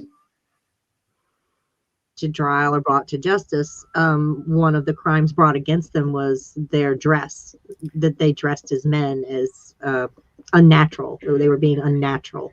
Yeah, and So men it's often been one have of the men often, we talked about this a little bit in the Bleep the Binary episode with our good friend Lo. Men always have a fear of women. How dare you passing. sexually confuse me? No, and women passing as men, and them talking to men not like they're men, not knowing they're women. A lot of it's they don't want to hear us talk about and sound like what they really sound like when they talk to other men, because it's different than when a lady is in the vicinity. So there's this idea of that the veil that is put up in front of women not being there, they feel very exposed. Men feel very exposed. Men feel very like they feel betrayed just because she wore pants. I mean, really. Right. And if we're talking about Madame Qing or Zheng Nisao, Qing Shi, right? She, who was the Chinese pirate queen, she would wear pants, obviously, on the ship. But then whenever there were any type, if she was welcoming, another, basically, another boss pirate or something like that onto her ship, whenever diplomatic meetings and such, she would wear parlay. She would wear a very regal, more feminine dress, but that was to show her wealth, right? She didn't need, but she wasn't walking around the decks and that kind of shit, giving orders and such. She was in a very sensible clothing. But when she presented, so a lot of the pictures we have of her are in these quite feminine things. Well, that's because that's where she came on land and was going to things and people were taking pictures or doing illustrations. But, on the boat, she had on, pants like 90% of the time of her life. That is also like life at sea is considered a man's realm. So, peeking behind the curtain, like you said, they were the women were invading a man's space. Exactly. Right. And having to hide and in a sense, quote, lie to be in those spaces. What is interesting, though, is men would have to do what's considered "quote unquote" domestic women's work, such as laundry and such. That would be like the one time when they would, if they, Yeah, that's more. I don't know where this belief came from, because, like, you have to do, like, men. Okay, the first few people I learned, like, or I knew who knew how to darn things, like darn socks, were two of the manliest men I had ever met. And when it comes to sewing, like, the men of course had to do this. Sewing is going to be regulated in the Navy up until World War II, because of canvas work was a big part of your job as a sailor. Maintaining the sails, maintaining your ditty bag or your sea bag, your hammock. You didn't pass it off to mama, on the ship. Yeah. She's not going to sew everyone's buttons back on. Boy, you do that yourself. Right. So it was more a self-sufficiency type thing. Yes. And and that's the thing with and food preparation as well. They're not gendered, but they have become gendered. If that's women's work, when that's humans' work in order to make things happen and be clean. Yes. That's what humans need to and do. This is more of a Victorian thing, where gender roles were very specifically assigned. So the more things could be done inside the house, those were generally kept for women, so that they could kind of somewhat be hidden. Whereas everything that was outside was given over to the menfolk. Right. And this is absolutely in line with the traditional idea of the nay, the inside, and the why, which is the outside is the male space. He's going to work, he's traveling, he's doing all the things, he's going to the whorehouses, pardon me, the pleasure houses, pleasure establishment, where one might procure a sex worker. So there's that idea, and then the woman it's the inside, right? The domestic sphere is hers to rule by herself when he's not there, and then when he comes back, he rules that too. So yeah, it's like the woman, the wife but if she has money, she can order around the male servants, so she at least does get to tell some men what to do. Staying at home and mending the fishing nets and making or tending the old, refurbishing the sails and things like that, waiting for, her captain to come home. Because, what else did she have to do? Oh, ditty bag, Potter, duty bag. Yeah, we went there again. Well, guys, we're coming on a couple of hours here. Maybe we should wrap this up a little bit. It's been a wonderful conversation, covering so you never know what you're going to get when you open this can of worms. Manatees. I don't think we went on too many rants. I think we were pretty good. No, we stayed fairly much on topic, or at least topic adjacent, which is always fun. So were there any things that you guys wanted to get in before we ended the episode? Any final thoughts? Aemy, was in your studies in Chinese literature, other than the pirate queen, did you note any other instances where women aboard ship was a thing or not a thing? I do know, especially for upper class women, pleasure barges, especially along the Yangtze River, was very popular, and so it would be very often that the lady, right, would have her special quarters and everything, and she has quite a lot of room.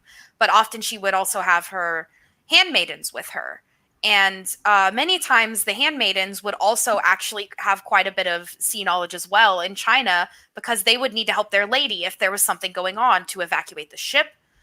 So they would need to know how to do some of the stuff with ropes that the sailors would do, that Kelly has been talking about, like just rigging things and getting things, moving. So they would also be asked sometime, because they were lower class women, you could ask them to help too if they needed to help with something, because all hands on deck, literally, except for upper class ones. So there were women who, because they were, they were practical, they were workers and they worked for a lady. If she owned if her family owned a boat and she wanted to sail along the Yangtze, you had to be ready to, to help her with that. So that is also something that I've kind of been thinking about. And the Yellow River, not as much, because the Yangtze is deeper in most parts. The Yangtze can get, the Yellow River, also known as the Yangtze, is the Yangtze, by the way. It's the same thing. But the Yellow River, which is the northern river of China, can get really shallow at parts and has that real slow sedimentary soil that just, it's like sand. It just, because it comes in from the Gobi Desert and it's just like, yellow sand everywhere. Why China is called the Yellow Earth, right? Anyway, so in the south, that's where, especially the Jiangnan area, which is the southeast part of China, was very rich with this kind of riverboat culture. And so that's where you get a lot of lower class people then having to learn boat knowledge if they didn't already. You also need to feed these people fine seafood, right, while they are pleasure boating. So you've got also a lot of female workers who would catch the fish and who would obviously prepare the fish as well. So you have this kind of tourism industry around riverboating that obviously meant that there were a lot of women who had nautical knowledge, if you will. And there is not this idea of women being bad luck on ships at all in China. It's just the idea of them getting out in the first place is like back then, So, but obviously it works because, like I said, here are high class women who their family owns boats, right? So they employ a captain, So it's not that women didn't go. I would say that, especially in the South, women being on boats in China, especially upper class women, was very, very common at the time. Imperial times, and there are always going to be different times of who's ruling China is going to decide, what women can do. Like women could ride horses, don't even have to do it side saddle in 700, and then all of a sudden in 1400 they have bound feet and they're inside. So, this idea of it's very Eurocentric to think that progress is linear, right? With each dynasty, it was different for women, and even within that one dynasty, many different phases. But women on boats was certainly a thing. And even though women were associated with water, right? It's yielding, right? Like women, and soft and all of that. The dragon is associated with water, which is a male symbol. So it was definitely seen as a masculine space, the water, and a mercantile space, therefore business. Men. So that was certainly the case, but women absolutely participated in the maritime economy in China historically. Cool. Good to know. That was the TLDR. When it comes to like referring to the sea as a woman, it was usually because it was like unforgiving and hard to as far as like hard to predict, and without mercy and full of wrath, and it's just like okay. God, is the sea on your period today? Ugh. When it comes to like there is like an obsession with assigning gender to absolutely everything. And I will refer to ships as she because that's how I was brought up. That's how I was taught. And I do believe it is from the Latin term for ships, which is la barca, which is a feminine noun. So I think that is where it comes from, where there is also like a sexist reason is like, because it takes a man to work her. That's why ships are referred to as women, because it's so gross. Yeah, and I will hear men, visitors to the museum say this to me, and I'm just like,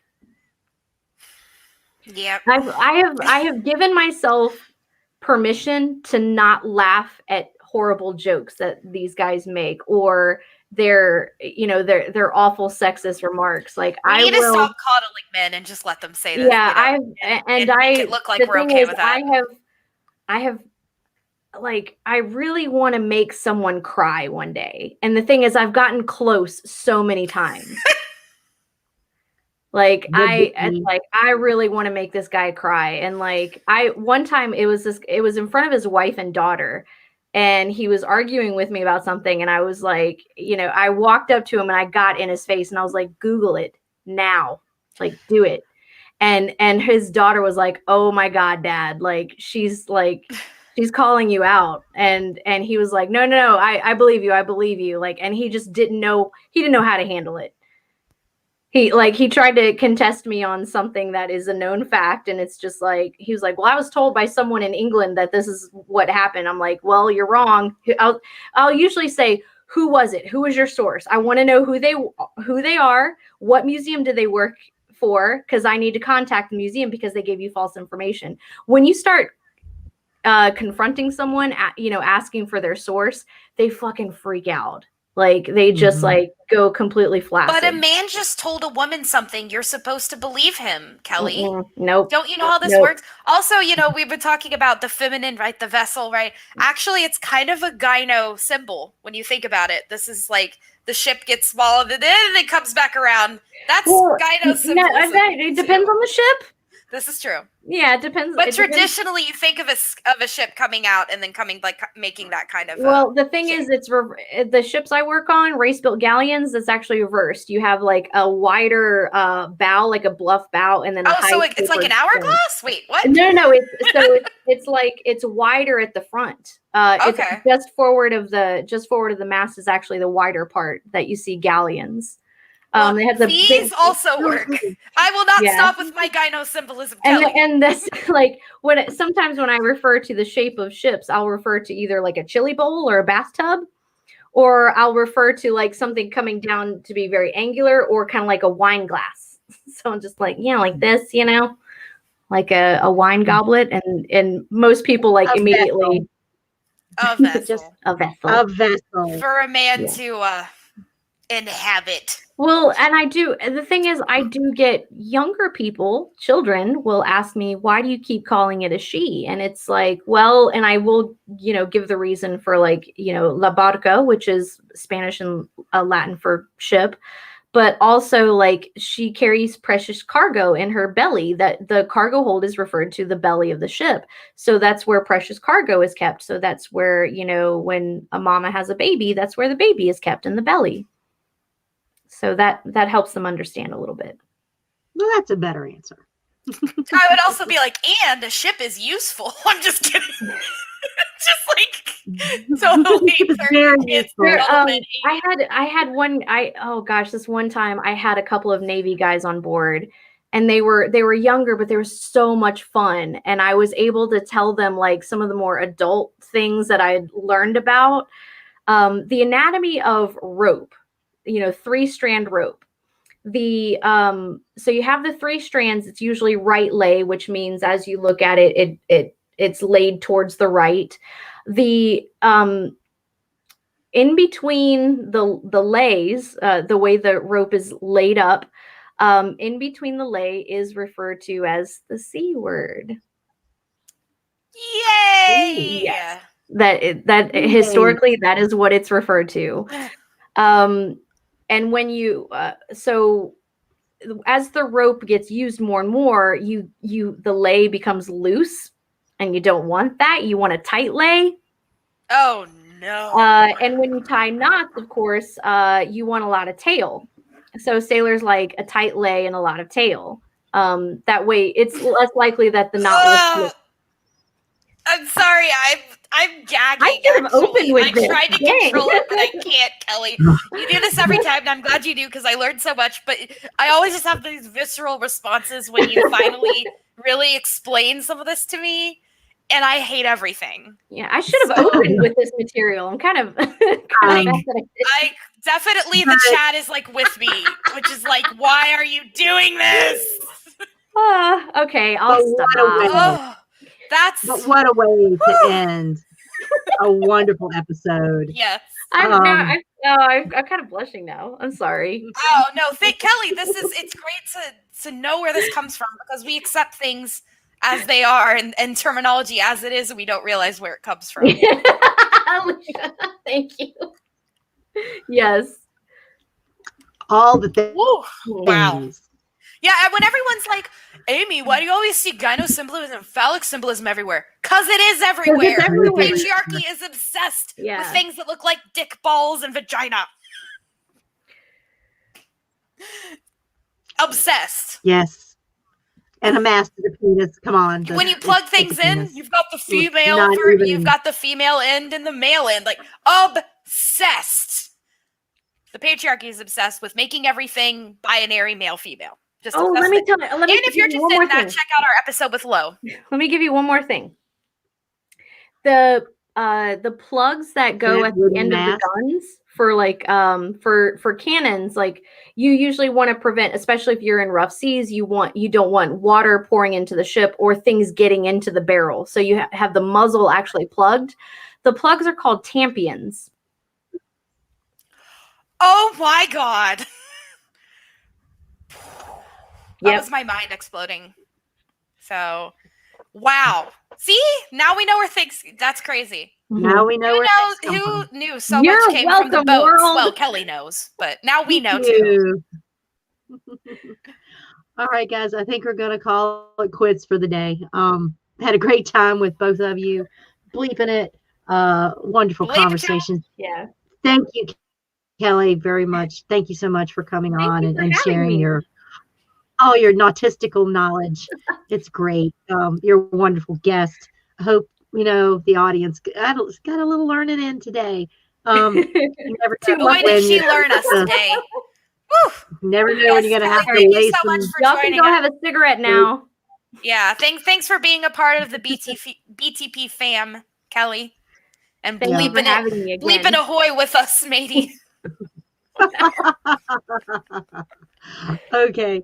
Well, that's going to be it. So thanks for coming. Come back again next month where we're going to have Mama Blackfire on for sure's, for realsies, and watch all the things that Amy's going to be in or listen on that sweet, sweet podcast feed. Be sure to be on the lookout for Kelly, Jaded Redhead. Who knows where she's going to turn up. If oh, please. Have you checked your backyard? Oh, wait, no, never mind. Right?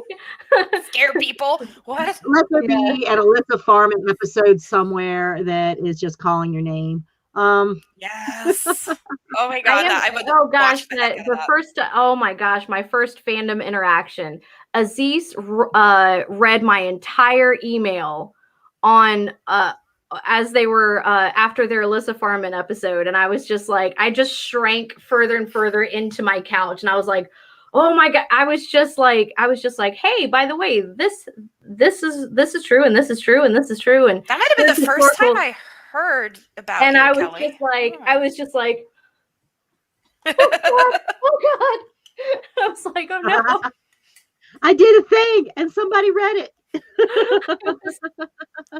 So when you say Alyssa Farman, that's where my mind goes, like me, like traumatized, like trying to sink further into my couch cushions. This isn't happening. Homer into the seriously, I would love to come on anyone's channel and talk, ships and boats. Yep, invite Kelly on. She's a great guest. Nautical jiggery pokery and tomfoolery. And a lovely, lovely human being. Yes. So thank you. You're so awesome. So thank you all for being here, and we'll see you next time around. So bye. Bye everybody. Bleep it, y'all.